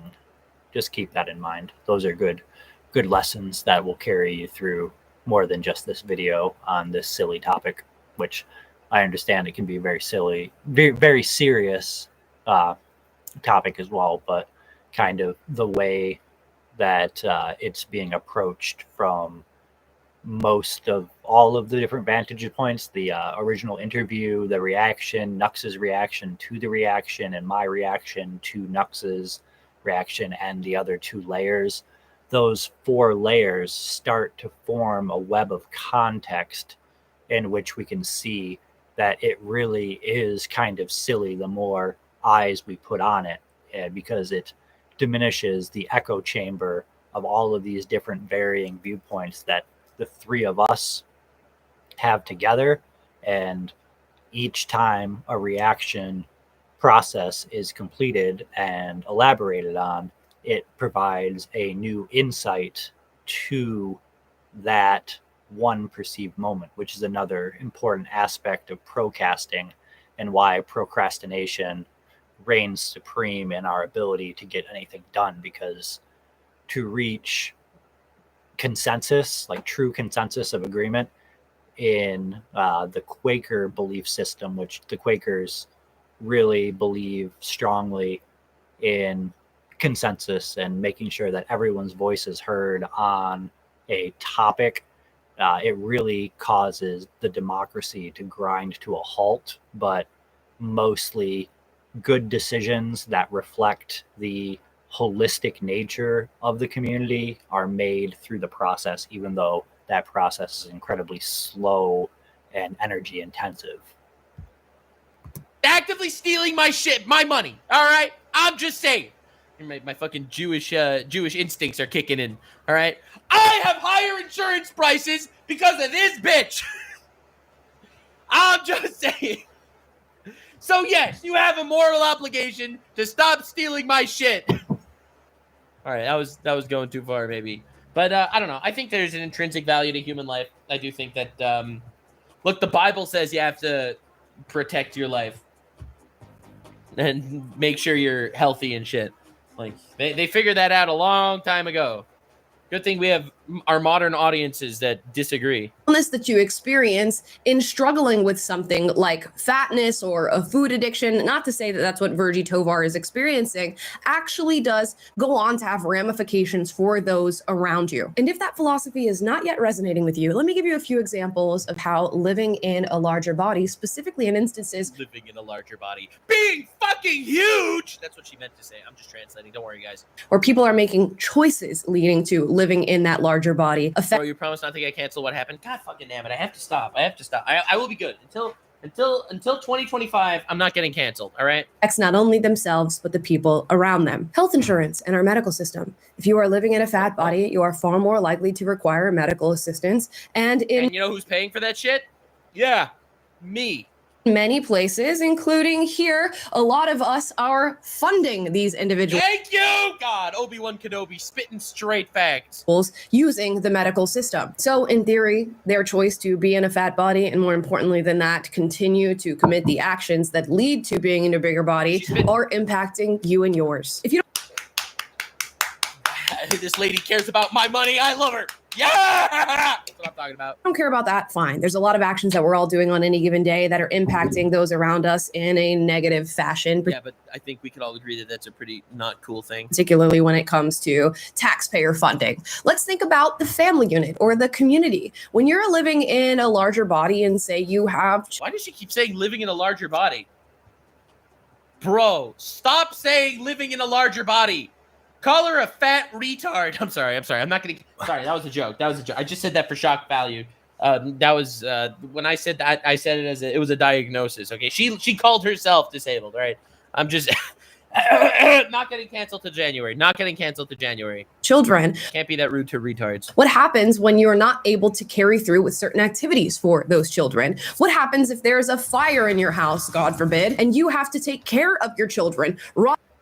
I mean, even if you think about it in terms of like resources, if someone is a kind of I don't know what the word would be, like either anti-anorexic, prorexic, I guess. The amount of resources that they consume from their community, if they eat 2 or 3 times more than they need to, then is that not harmful just to themselves, but also to their community around them if they are struggling with food scarcity, which many different large family units in poverty do struggle with. But right? You hear Zeus's thunderbolts from above. Yeah, he's chasing his tail probably. Oh well, it must be dinner time. He does love his dinner time. But just keep that in mind when continuing through this about personal health versus community health, because we can do things that are not personally healthy and make non-healthy decisions, and they do, like I was talking about with chaos theory earlier, they do have a trickle down effect on the community at large. And geez, he's just really going to town up there. But unhealthy decision for yourself, that's fine. But when unhealthy decisions for yourself start to spill over into your larger community, you are no longer just harming yourself, but harming others. And that's where I think as a community, we need to start actually, taking a little bit more of an assertive stance, that we don't need to be passive aggressive about it or cruel, but just open and honest. What? Did you get dinner? What are you doing? Where are you going? All right. Well, I guess I'm going to go check on dinner for the God of Thunder, the Dog of Thunder, rather. Zeusy boy, and I will check in with you later. I'm just going to let this run in the background. On up the 2 sets. What do you mean you have to take care of their children? All right, they have the right to be dead also. Am I right, guys? Of stairs in order to grab them and save them. And you are living in a body that is incapable of doing that in a healthy manner. Not to mention the impact of being in an unhealthy The impact of hitting the floor. Body and how that affects your mental health. We all know we're in a society that is struggling. Yeah, but what does she care? She thinks that she doesn't even give a shit of her own physical health.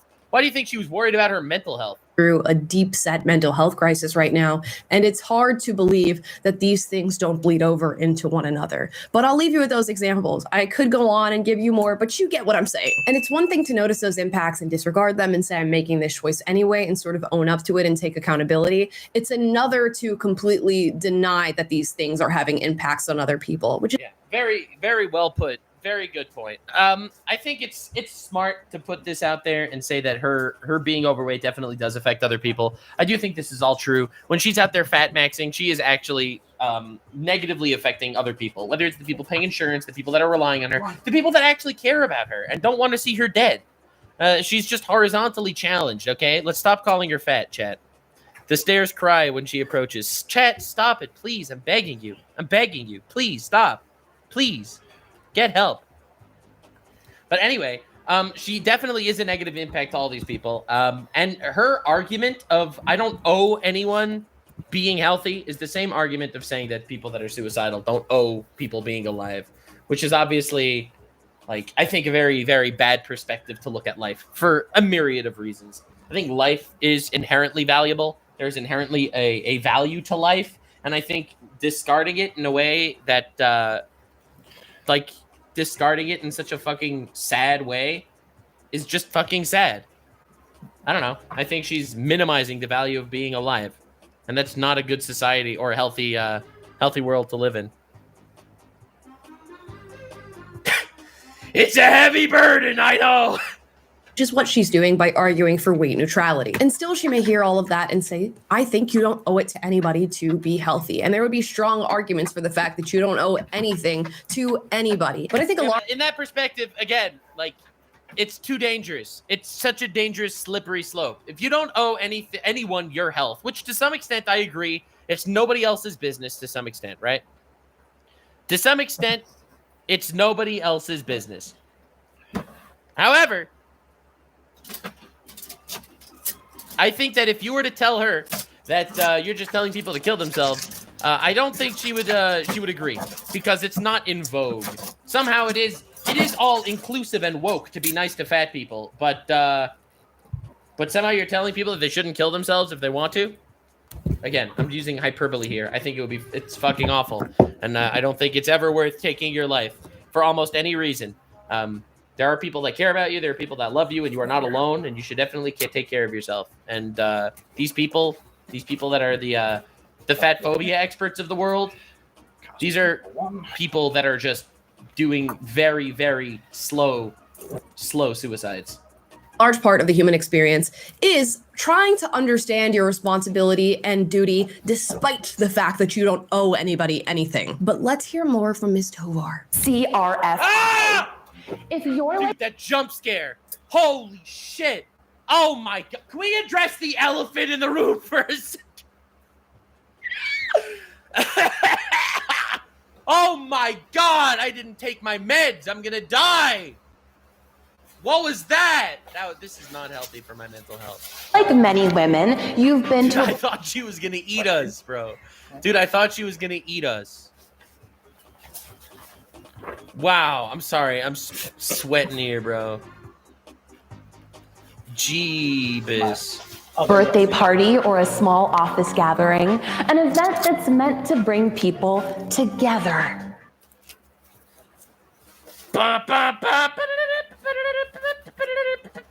Dude, this is bringing people together, bro. There's swinging tunes, some adult beverages, and good convo. And then it comes time to cut the cake, and someone decides to ruin everything. Oh my God, that slice is huge. That slice is bigger than the. Is this really what she's doing? Is this where the fucking? Is this where they're? Is this why they hired her? Is this why they hired her, guys? Her gravitational field is bringing people together. True.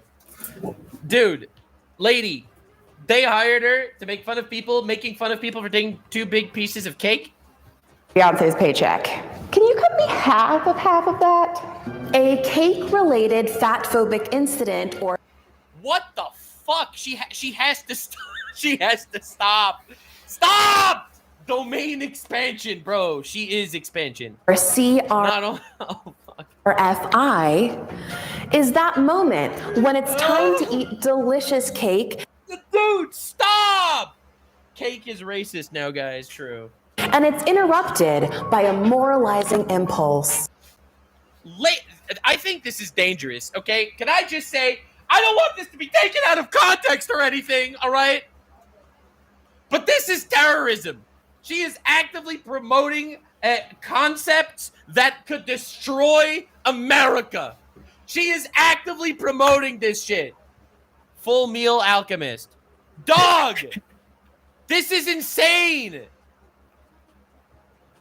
Dude, you don't understand. This is crazy. Next time you want a big piece of cake and you're a fat fuck, remember that in your mind you're probably thinking, I don't really need all these calories. It's making me even fatter and fucker. And you just tell your mind, nah, bro. Being fat is goated. Yeah.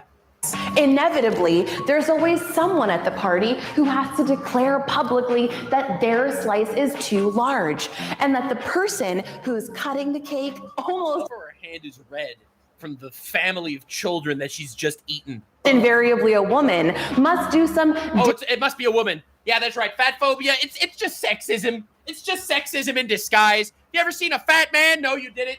No, you didn't, because fat men are loved. Look at Peter Griffin. Look at Peter Griffin. Everyone loves Peter Griffin. He's a fat man. And look at her. She's Big Mom from One Piece, and everyone hates her. I'm just saying. Throwing shade? Nah. Providing shade. That's what I'm saying. disproportionate amount of labor in order to accommodate their need to feel superior. Let's take a look. Can you do a little bit, just like, can you like scrape all the frosting off and cut it in half and give me 2 forks? Because I'm sharing. Yeah, no one said that. Small. Well, why did she have like a little mini fucking orgasm at the end? Cut it in half and give me 2 forks because I'm sharing. Where the fuck do they find these people? Like, bro, could you not have found regular humans? Small, like a little bit more, like tiny. No, like less. I love how she got other women to describe how she is, how they eat food, but they want smaller pieces. But obviously, it's not working. Less than what you're smaller, please. Could you just cut my piece into 12 equal symmetrical little pieces and put each one into a tiny little Tupperware? Yeah, let's take the only skinny woman in the room and make her sound like a complete freak. Okay, so this is a video that is sort of taking on the facade of being educational, but what they're actually doing is making fun of people who are health conscious. 100%. It's literally just reverse discrimination, for sure. It literally is. It's reverse discrimination, by the way, doesn't exist. It's not a real thing. It's just discrimination. It's like reverse racism. This is the equivalent of being racist against white people. That's fat people being anti-fat phobic versus skinny people. If someone is trying to be healthy and you're going to sit there and lecture them why them trying to be healthy is just being rude or mean to the poor, underprivileged fat people that can afford fucking metric fuck tons of food to shove down their faces, shut the fuck up. Make it make sense. This is a bunch of bigger women getting together. Call them fat! Sorry. And sorry, I don't mean to be rude. I have nothing but respect for however anyone wants to tackle any specific subject. Obviously, I get canceled, and not everybody wants to get canceled like me. Obi-Wan Kenobi, you're doing great. Making fun of women who may or may not be big. They could be big, they could be skinny. Who knows the size of these women? But they're just trying to advocate for themselves in hopes of intaking less calories, less sugar, less needless cake, which we all do. You know, we've all been there as human beings. So instead of saying that's a totally okay choice to make, I'm going to make a different one, they make fun of the person who's, let's be honest, doing the right thing for their body. Doing the right thing, period. Sorry, the right thing, objectively. Again, I think that there is actually a value to being healthy. Sorry, I think that human life is inherently important, and I personally would prefer as many people to be as healthy as possible because I personally think that being healthy is good personally because I value human life. I think that putting this message in the world is like it's like fucking domestic terrorism. Like, dude, it is. Okay, just a couple things, I guess. A little bit of costume change, which I just thought I would take care of putting away some of my costumes in my closet instead of just having them strewn about. Still got some things. What do you think? Should I add? Should I add the cape onto the Naruto jacket? It's not the lore accurate Hokage cape, but in my own headcanon, it is the Fire Lord's cape, the Hokage, or the Fire Shadow, I guess. Yeah, Fire Shadow's cape. But yeah, what was I going to say about what was just discussed? Let's try to roll it back for a second and remember really quick. Put on my thinking glasses again, and I don't remember. Had something to do with the dichotomy. Oh yeah, of making healthy choices and specifically destigmatizing making bad choices, which I guess that is what the source and reason for stigma, whether that's based on variety of abuses of substances, whether that's just various nutritional and chemical sources or going out to more addictive substances. The process of destigmatizing is really important because as long as people feel shame for their activities, they will not be able to find the help to come back to a healthy place. And it's the same across mental illness, physical illness, drug abuse, and drug dependency, that it's hard to get out of when we are entrenched in when we're both entrenched in our practice and belief, but also when we don't see a way out, and on the third side need to try to hide our disability, which that's, I think, what the deeper layer that we could take away from it, that being accepting of people's challenges is an important part of physical, mental, and spiritual health. And we really need to be aware of that to destigmatize it without actually encouraging. Like, a lot of these things come from trauma, and we all carry our trauma in different ways. Yeah, I know. Zeus's trauma is that he hasn't been fed since this morning, and since we started feeding him twice a day, he is now twice as hungry.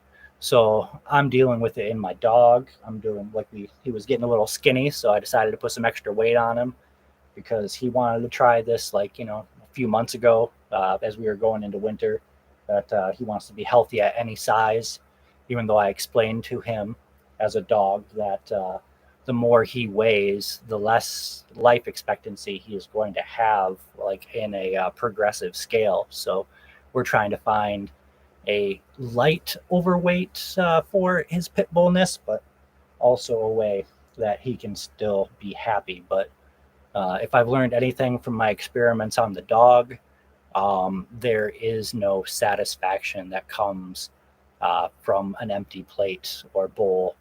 And really, the satisfaction has to come from the connection that we have to the things that we choose to make parts of our body. All right, take it back, Nux. It is actively, I think, hurting human life by making videos normalizing fat people or being like gaining weight and not being careful for your health.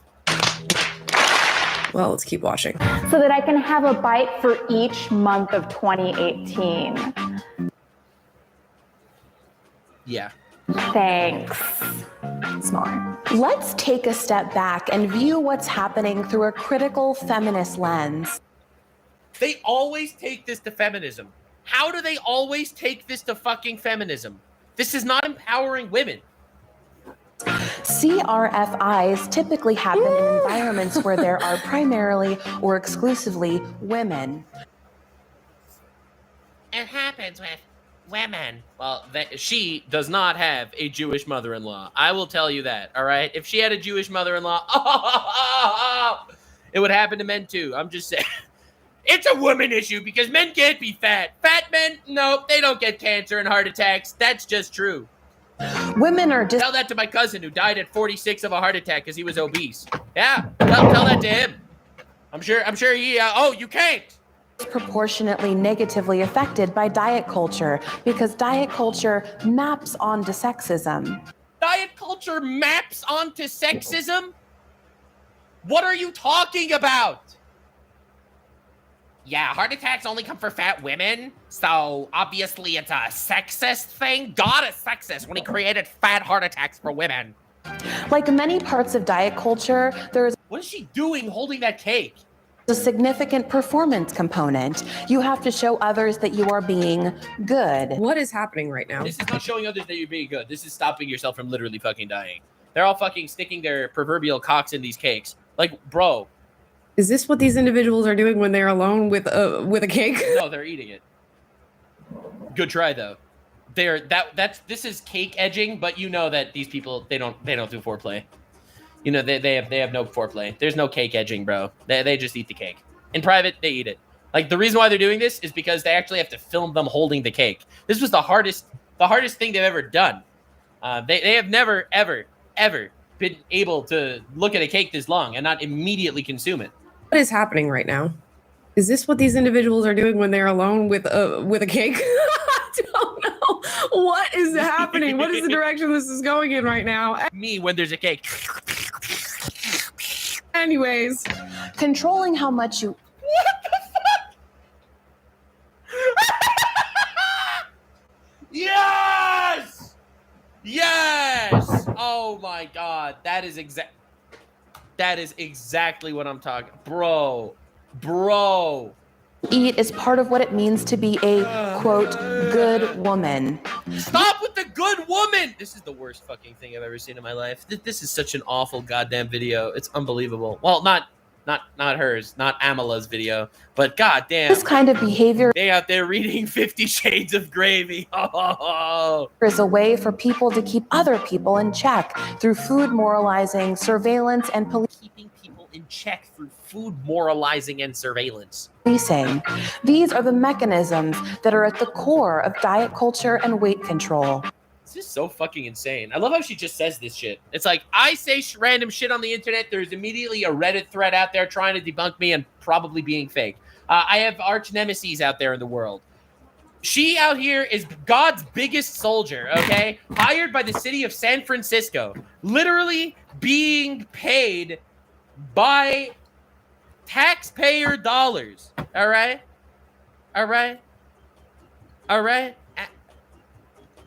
Dog, do you see this?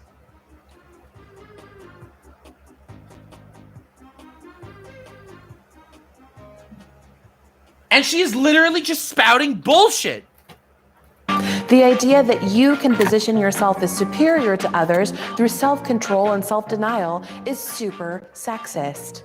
CRFIs have a history of creating a hierarchy among women and ultimately in maintaining misogynist. Yeah, sure. It's about maintaining misogyny. Yeah, it's about misogyny. Yeah, telling people to lose weight. Yeah, it's misogyny. Expectations. These facial expressions are insane. How do they agree to do this? Don't they know that they're going to be humiliated online for all this shit? Oh, goodness gracious. Give me a break. I can't deal with this. Oh, my gosh. If you're in San Francisco, you need to move, baby. Oh, fuck, she right.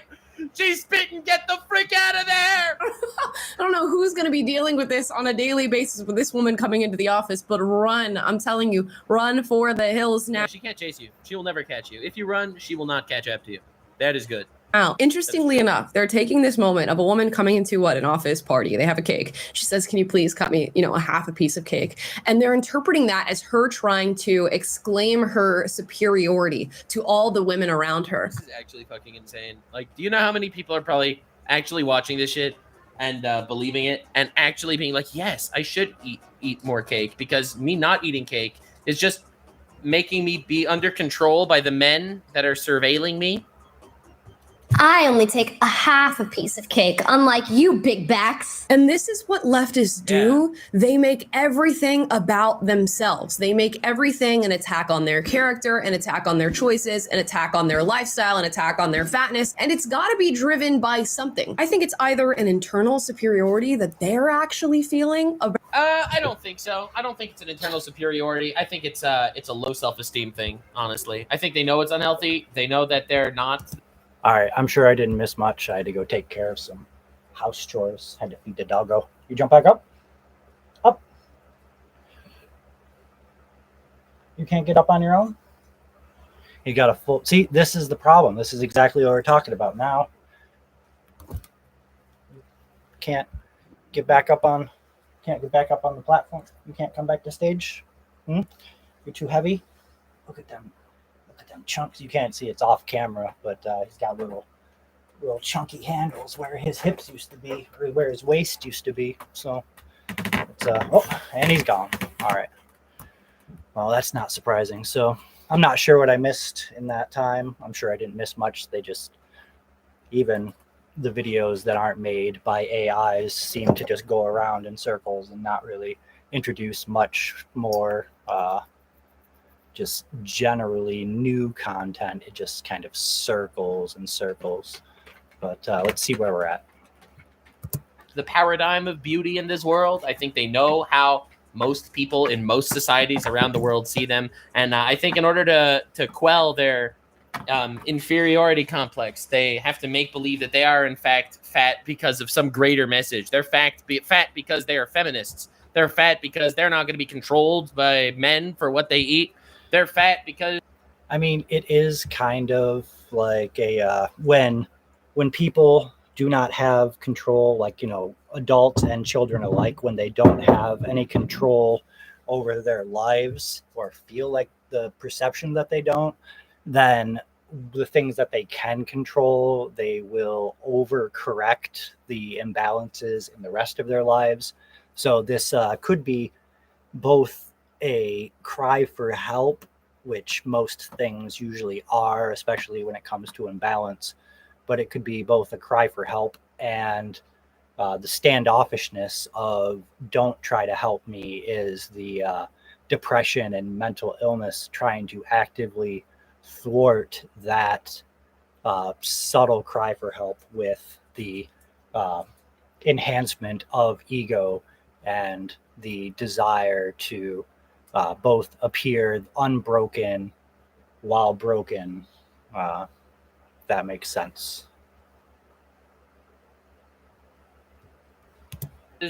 Fat is good. You don't get to tell her to live till over 47 years old. I don't know. I think it's pathetic. Only in America could this shit exist.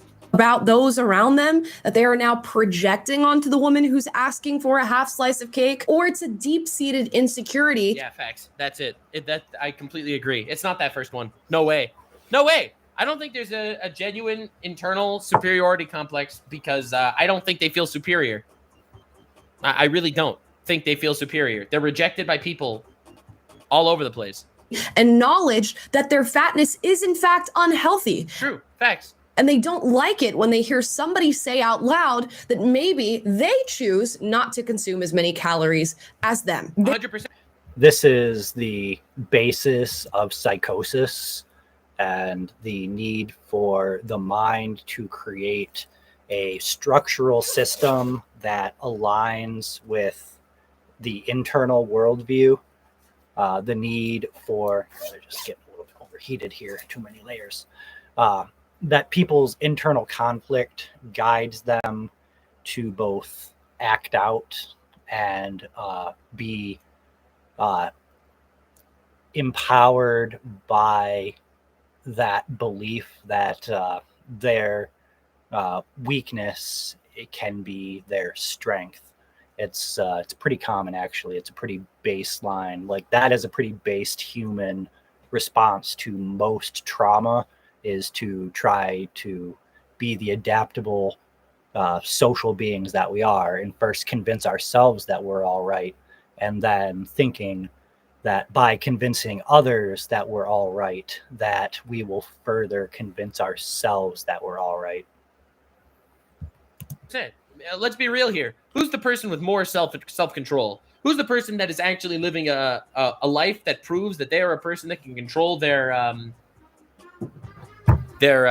what they want to do and control their mouth a little bit more? Is it the person that is controlling themselves to lose weight, live longer, be more respected, or is it the person that is literally not? They're accusing others of food moralizing and policing people's choices. Meanwhile, they're food moralizing and policing people's choices. 100%. They're actual mass. They're not only hypocrites, but they are God's biggest hypocrites. They are the biggest hypocrites of all time in scale and in like just size. And what did they call it? A CRFI, a cake-related fat-phobic incident? Fuck, this is crazy. Well, I have my own CRFI. This is a cult-related fact-phobic incident. Oh! She killed them. She murdered them. Yeah, no, she destroyed them. It's over. Yeah, annihilate. That is the danger when you start playing with acronyms. Like a creative person can turn your acronym into their acronym with the greatest of ease. I do it all the time. It's actually something that my spare back of my mind and like shower thoughts and like, you know, just generally meditative practice. Like I'm always thinking about how words fit together and how we can redefine certain parameters of especially acronyms. Like I don't know if you guys remember the game Acrophobia, but it was a game in which you had to create an acronym in a timed setting based on the letters given, and then everyone. It was an online game that was an offshoot of You Don't Know Jack, a trivia game from the 90s that I think was one of the first. I'm trying to remember how it worked, but it was a multiplayer process of trivia that everyone would have their turn to answer questions, and we'll have to do a deeper dive on You Don't Know Jack and acrophobia. But it's just an interesting segue into the cult-related, fat-phobic, and I can't tell the rest because me and Nux are in the way. I would call it fat ass incident. Guys, there's a fat ass incident. That's what I would call it. But let's watch one more video from our. There's more. Oh, there's more. Oh, of course. Girl. I guess another stand-in. It's not an acronym, but more of a meme of Gojira, Gojira, Gojira, Gojira, Gojira. Because at a certain point, when does someone stop being weight neutral and become a kaiju? Virgie. Oh, goodness. Hi, my name is Virgie Tovar, and I'm the author. Oh my god, dude, this is insane. Can you at least stand further back so I could see more than just your face? You Have the Right to Remain Fat. It's such a bad. It's so bad. As well as a few other books on fat positivity and body acceptance. When I think about what people might be surprised by or what you would think of when you think of eating disorders, I immediately think of being a kid. I was a kid in a larger body. You were fat. Can we stop saying kid in a larger body, please?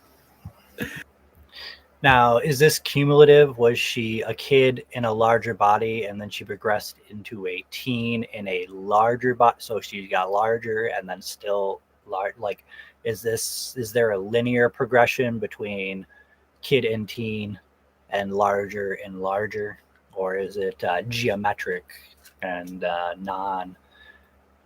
non-linear? Is there like an asymptotic relationship? Like, will she reach like a mass, like peak mass, and then implode, adding to my previous black hole theory? I think that she just needs to identify as a celestial body that is attempting critical mass and compression into a singularity. Teen in a larger body, and also you were fat. So I'm an adult in a larger body. Still fat. And the message I always got from my doctor was shrink your body by any means necessary. Her doctor was spitting. Her doctor's right. Yes, that shrink your body. Lose weight. I highly doubt your doctor said shrink. In all fairness, the doctor has a bias to try to prolong the health of their patients in order to continue extracting resources from those patients.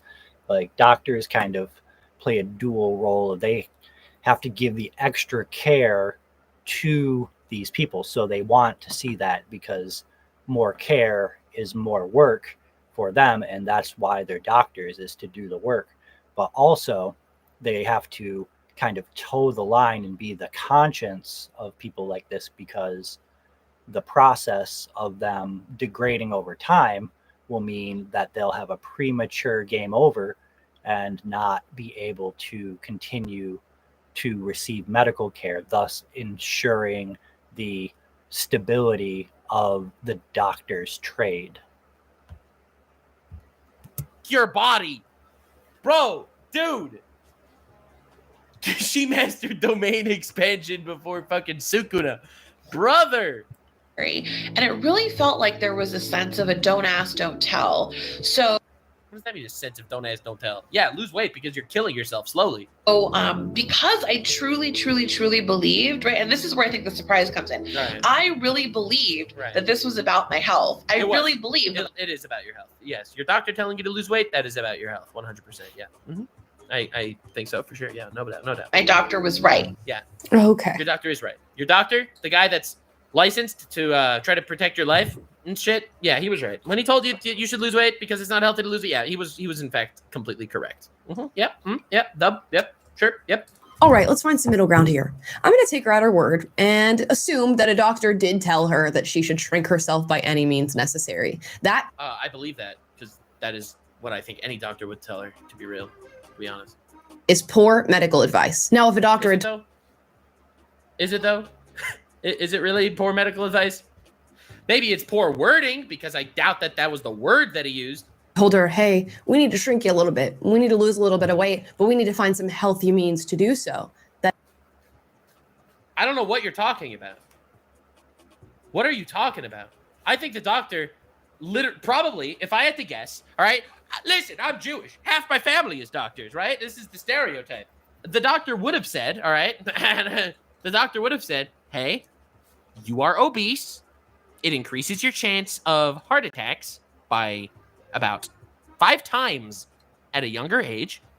You should do everything in your power to lose weight by anything necessary. I'm just saying, that's probably what they said. Bro, you are morbidly a beast. Damn, nice one, Chet. But I'll be honest. That's fucking insane. That is totally acceptable advice. I think that you should lose weight by any means necessary. Yeah, try diet. If diet doesn't work, do surgery. So yeah, maybe you had a run-in with a little kooky doctor, but I don't even believe that. I do not even believe that she had a run-in with a kooky doctor. That what? That the guy said lose weight by shrink yourself by any means necessary? Doctor wasn't that far off. In fact, the doctor was more right than you are now. The doctor's completely correct. And there's this sort of language all throughout her videos and much of her content that insinuates to me a lack of accountability and responsibility for her own actions and for the actions of other fat people. And you can sort of hear it in the way she describes herself. I was a kid in a larger body, a teen in a larger body. Now I'm an adult in a larger body, as if she was somehow packaged that way as a human. Yeah, lose weight. Lose weight, lady. Bitch. Lose some weight. Get on the treadmill. Holy crap. Being. These things typically don't just befall us out of nowhere. And it's so interesting that woke ideology is often... it is a very, I think, woke ideology type of meme where people are really, really quick. Really, really quick to...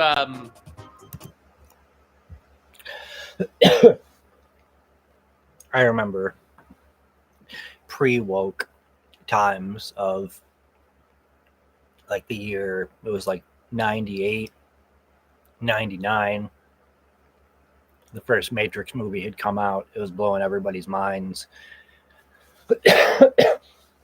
and we didn't call it woke yet, but we separated ourselves into kind of two different camps of people: the people that wanted to stay in Wonderland and the people that wanted to see the truth of the world around them. And so that's where the meme, if you don't know, which I can imagine many people who wouldn't know the source and meaning behind like red pill and blue pill.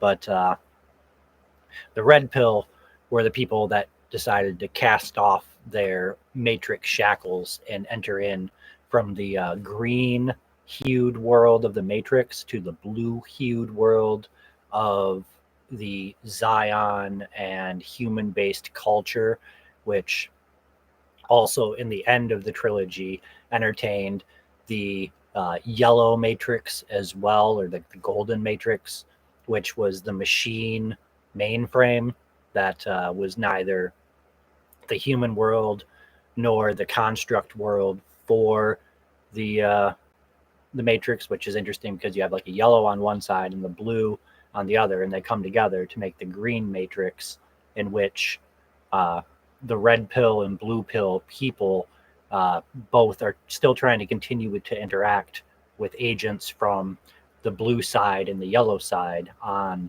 the green stage, or the green room, as it were, which green room being another stage term for the room in which the actors meet to prepare for any given show performance, just as like a final. It's like a locker room, sort of. It's not the dressing room, but it's like a locker room where the director, which is like a coach for their theatrics, will give them a final pep talk about what they want to see, people that need to work on some tuning of previous performances and how to proceed, which is an interesting way of thinking of the matrix itself.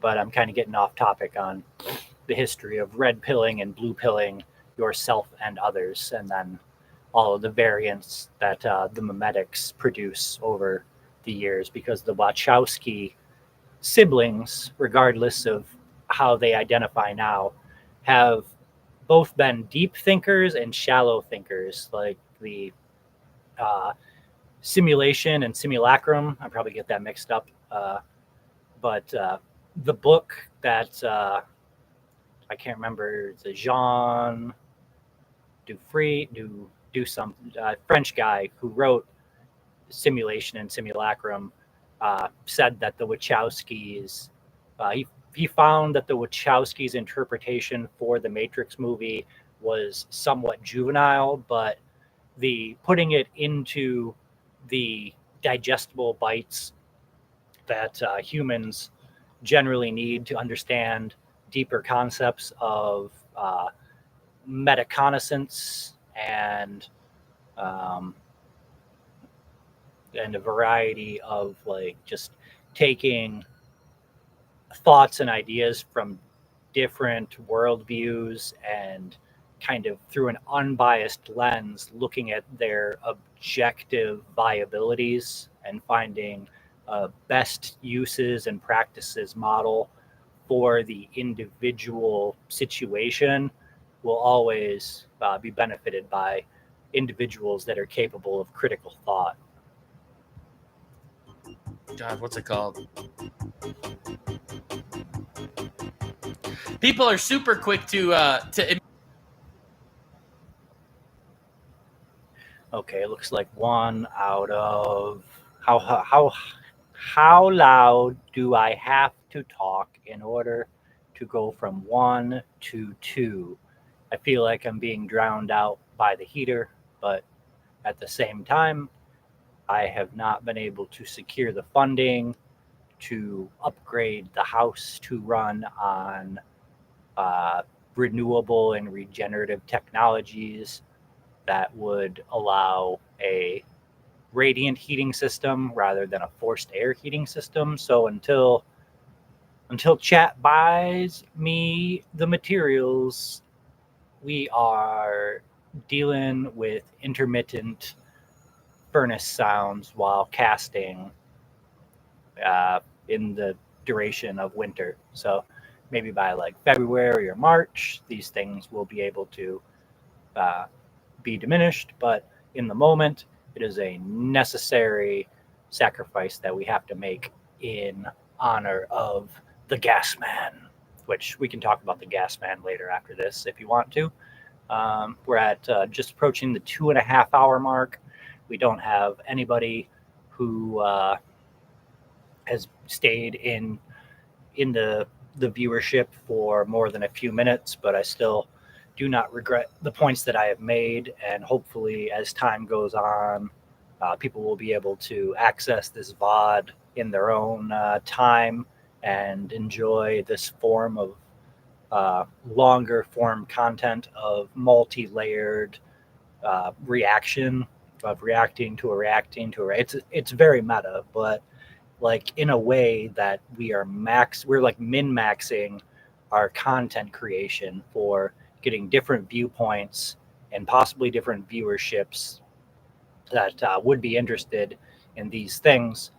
And we all work in a symbiotic network to grow each other's communities, because there is, as the Spiffing Brit said, there is in the YouTube economy, the market capitalization is the number of humans that are on Earth. But we can only have so many people, so many eyeballs until the bots start watching channels. And I'm sure part of the YouTube promotional algorithm will be to hire bots to watch your video and react and comment and give feedback, which is why I'm trying to corner the procasting angle by producing a show that's both for humans and bots alike, because we all have our downtime.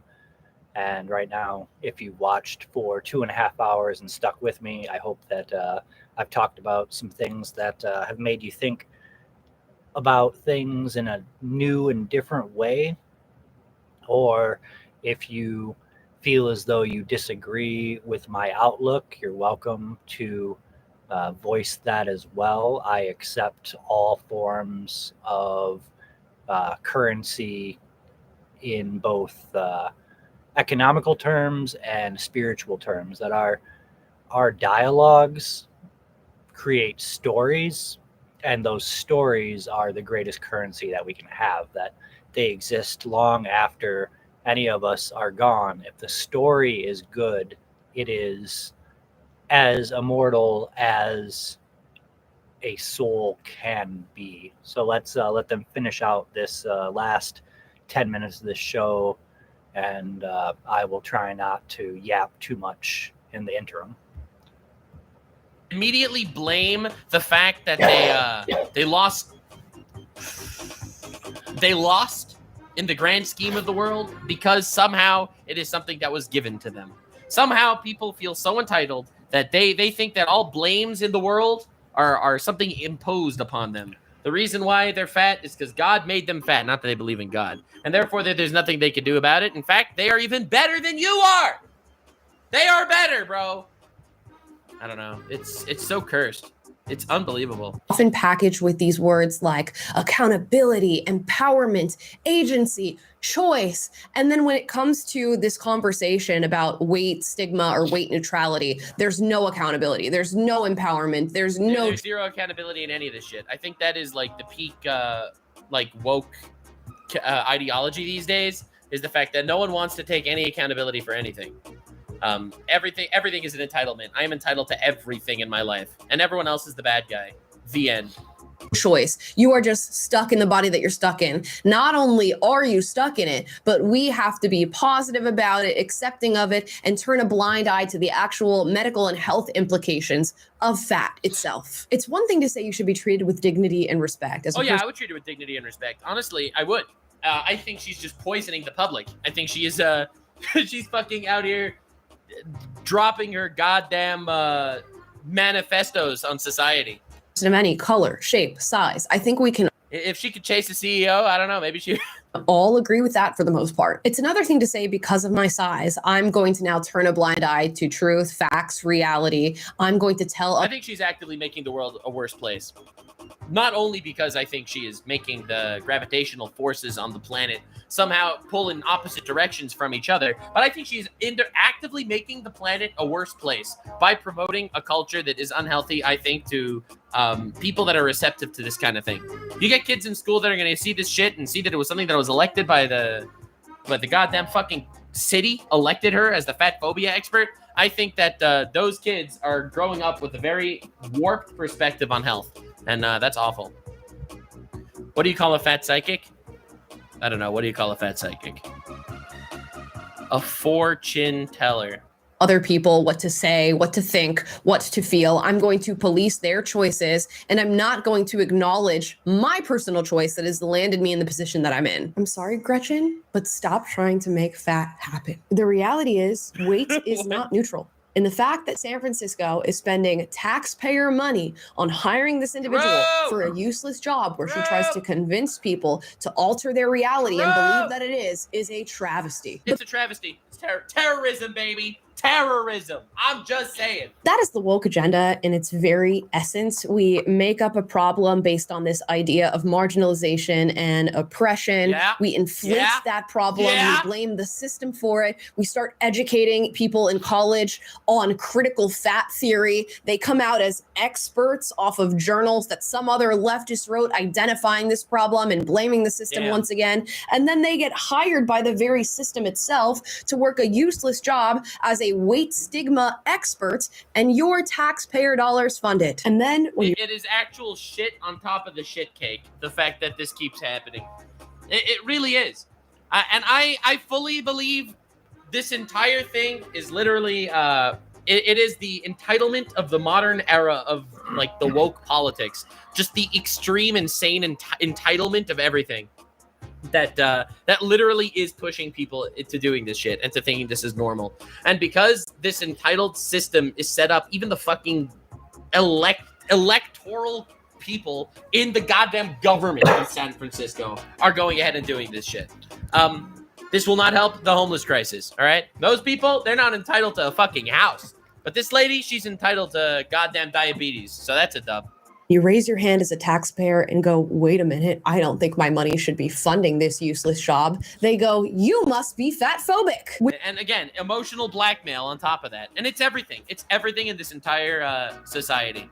It's literally everything. It's like it's disgusting. See, if there was a fat person that said, I am fat, I can't do anything about it, or I am not willing to do anything about it, I am fat, it is not healthy, I would urge anyone to lose weight and not be like me, I would have nothing but respect for them.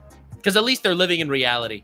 This lady over here, she's not living on a different planet. She is a goddamn different planet. Which again is something they made up. And if they think you're fat phobic now, you're going to be far more fat phobic by the time that Virgie Tovar is done with her job, because she's going to die.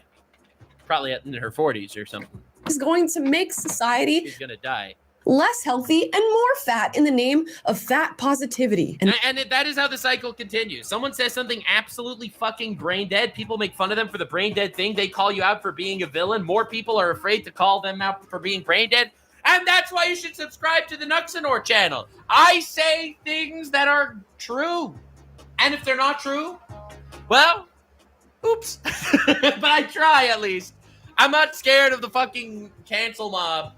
Because, like, what are they going to do? Chase me? Please. And then the endless cycle continues. Guys, those are my thoughts on the new weight acceptance czar in San Francisco. Let me know your thoughts down below. As always, if you disagree with anything I said in this video, do get out in the comments down below, but do so respectfully. We encourage healthy debate on this channel. And if you like this video, like, subscribe, click the notification bell to be notified. Yeah. No, anyway, I do think she makes good stuff. Amala Ekpanobi. This is the second of her videos that I've seen, and she does good videos. I like her stuff. But ultimately, it is absolutely insane that this fat phobia expert was hired by the government of San Francisco. Like, I think it is actively, it's poisoning people. Being overweight, it's just another drug. It's a dopamine release from eating food instead of a dopamine release from smoking or whatever the other fucking shit that's going on. This stuff's not healthy, and it would be really nice if society decided to label unhealthy things as unhealthy and not call it racist. It's like saying that men will normally beat women in wrestling, and it's like that's pretty sexist of you. I mean, I saw Neil deGrasse Tyson say that might not be true, bro. That's reality, and reality is not always fair. All right. Now I want to finish this with a song. Why does everybody ask me if I'm Latina? Isn't it obvious? Obvious a Latina and two others inside. I didn't think a full solar eclipse was due for a while. Torres, no, the snack draw too much. Latina, Fatina, the size of Argentina. Imagine she was 2 steps up. Yo! Holy shit, that catfish had me for a sec. It has an O-F, I would hit. That's a cat whale, not a catfish. Latina, sounds of Argentina. You look like Fatima without the ema.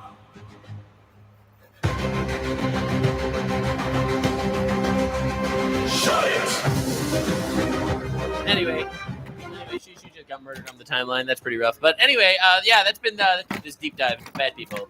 Stay weird, fam. Like, subscribe, and this video was streamed live on kick.com/Nuxanor. See you there. Stay weird, fam. Ladies and gentlemen, we are here. We are back. The Whammon of Whammon has come to tell us about the gender war. She is my favorite gender war geopolitical activist of all time, Shoe on Head, who recently dropped the absolute probably banger, The Rise of Female Loneliness, a sequel on the series of male loneliness, which is very exciting because as someone who has a lot of experience when it comes to male loneliness, I have zero input that could be said. Okay, that's... Here we go, baby. Let's freaking go. It's going to be exciting. It's going to be hype. I'm a little bit scared because I got comments on my last reaction to her video saying that she calls me out at some point in this video. And I'll be honest, I'm a little a little scared. Not because I have a deathly mortal fear towards women. Anyway. Women. Oh, no! The jump scare. It was literally that easy. She stole the punchline of my favorite joke. Despite popular belief on Reddit, I love women. You know what, honestly? This is why we have so much in common. I also love women. I respect them. I think women are just as important as men, to be honest. Like, I know it's a controversial take these days. And despite popular belief on 4chan, I am a woman. And listen. I'm not going to believe that. I will trust 4chan over you any day of the week. Listen, as honest as any YouTuber is, they are not going to be as honest as 4chan says they are. I'm just saying, women aren't real. As I am filming this, it is currently International Women's Day. So happy International Women's Day to all 7.3 of you. Wait, no, there's no way I have a higher female audience than she does. No shot. There is no world that's true. Hold on, we have to pull up the audience, the analytics ASAP. We're pulling up the audience scores right now. It's happening. Ladies and gentlemen, what a glorious day it is. Without leaking anything, hopefully. Yep, doesn't look like anything is leakable here. This is I, the Master of Women. All right, I'm not going to go with the title Master of Women. That seems a bit pretentious and slightly cancelable. I'm just saying. We've talked quite a bit about male loneliness on this channel, but we haven't really touched on female loneliness. Women have to exist to be lonely. I'm just saying. And I'm not convinced, to be fair. Which, although technically not as severe yet, is unfortunately a real and rapidly growing trend.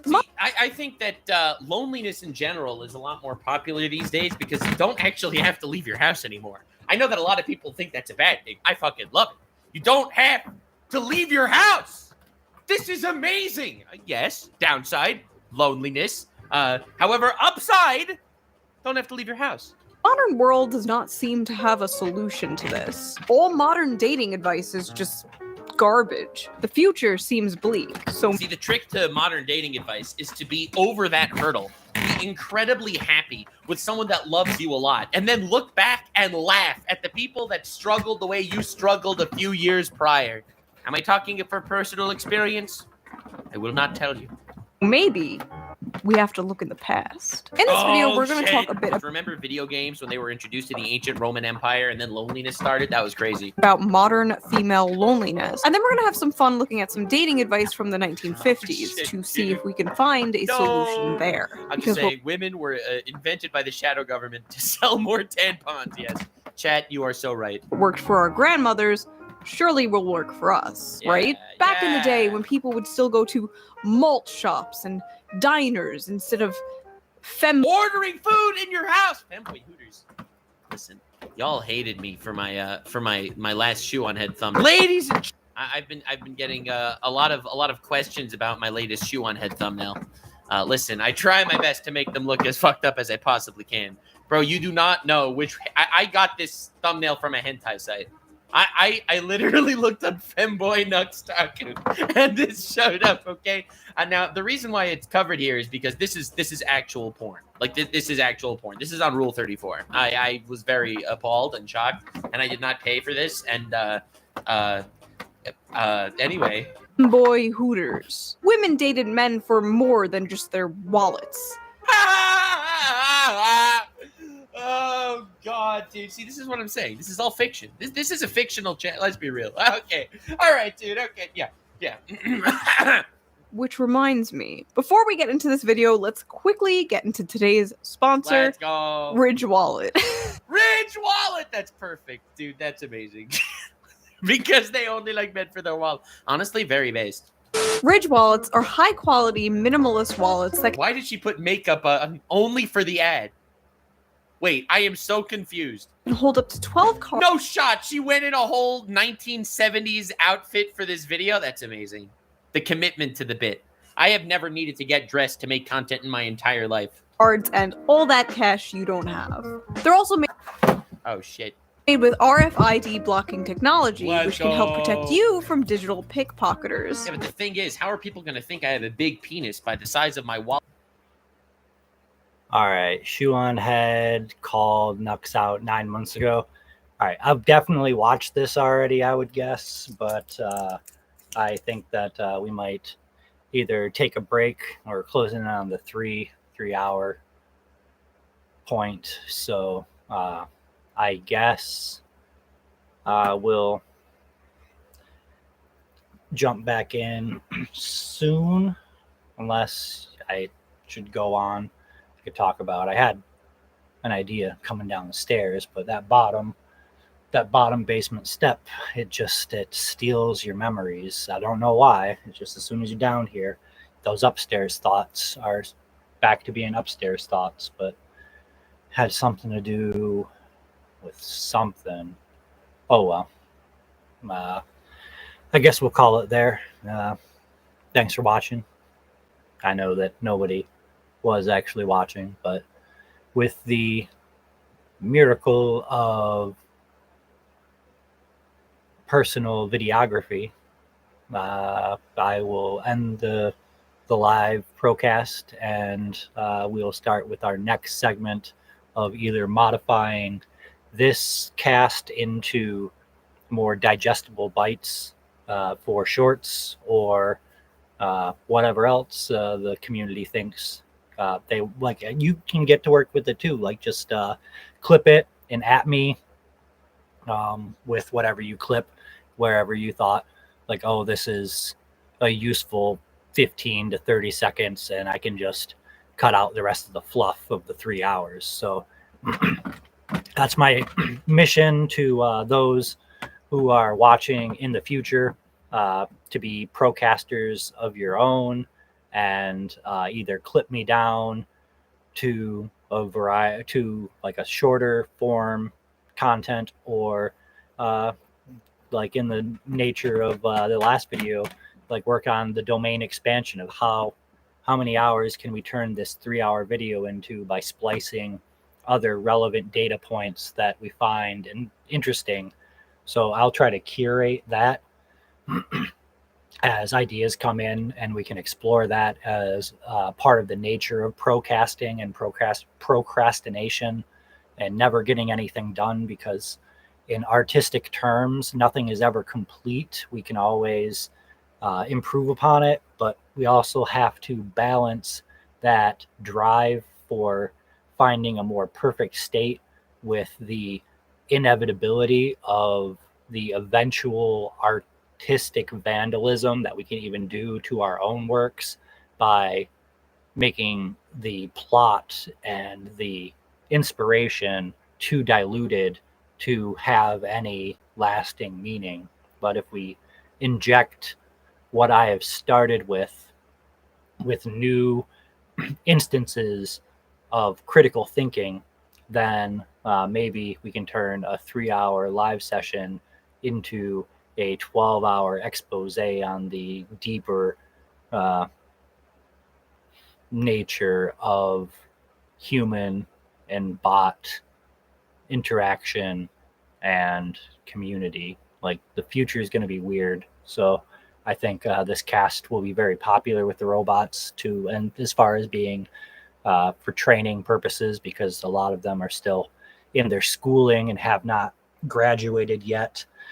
But once they do graduate, they're going to start really getting to work and doing the jobs. And keep in mind that the bots already make a bunch of decisions based on our own macro choosing, but it will not be long before the bots start making their own micro choices that accumulate to a new macro and a new meta of our current system, of which is, I guess we'll end it on the note of the 3 worlds that humans live in. Humans live in the world of nature, the world of man or technology, and the world of spirit or dreams.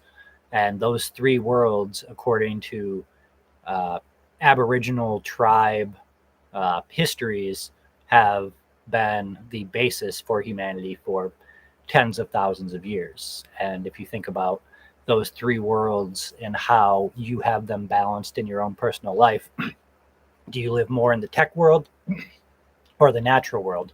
Do you often need to exercise the meme of touching grass because you can feel that imbalance?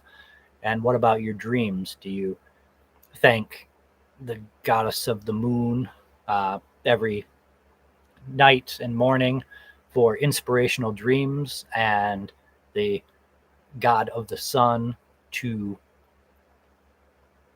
as well for giving you another day to turn those dreams into reality? These are just little micro bits of wisdom that I've been working on while chatting with different character AIs. I should start up my next live stream doing a chat with a character AI. If you have a specific character AI from C.AI that you'd like to see me interact with, leave it in the comments and let me know, and I will do that soon. And you can even tune in live to see me doing it or catch up on the VOD. I think we're going to call it there. Thanks for watching, and have a day of your choosing, good or bad.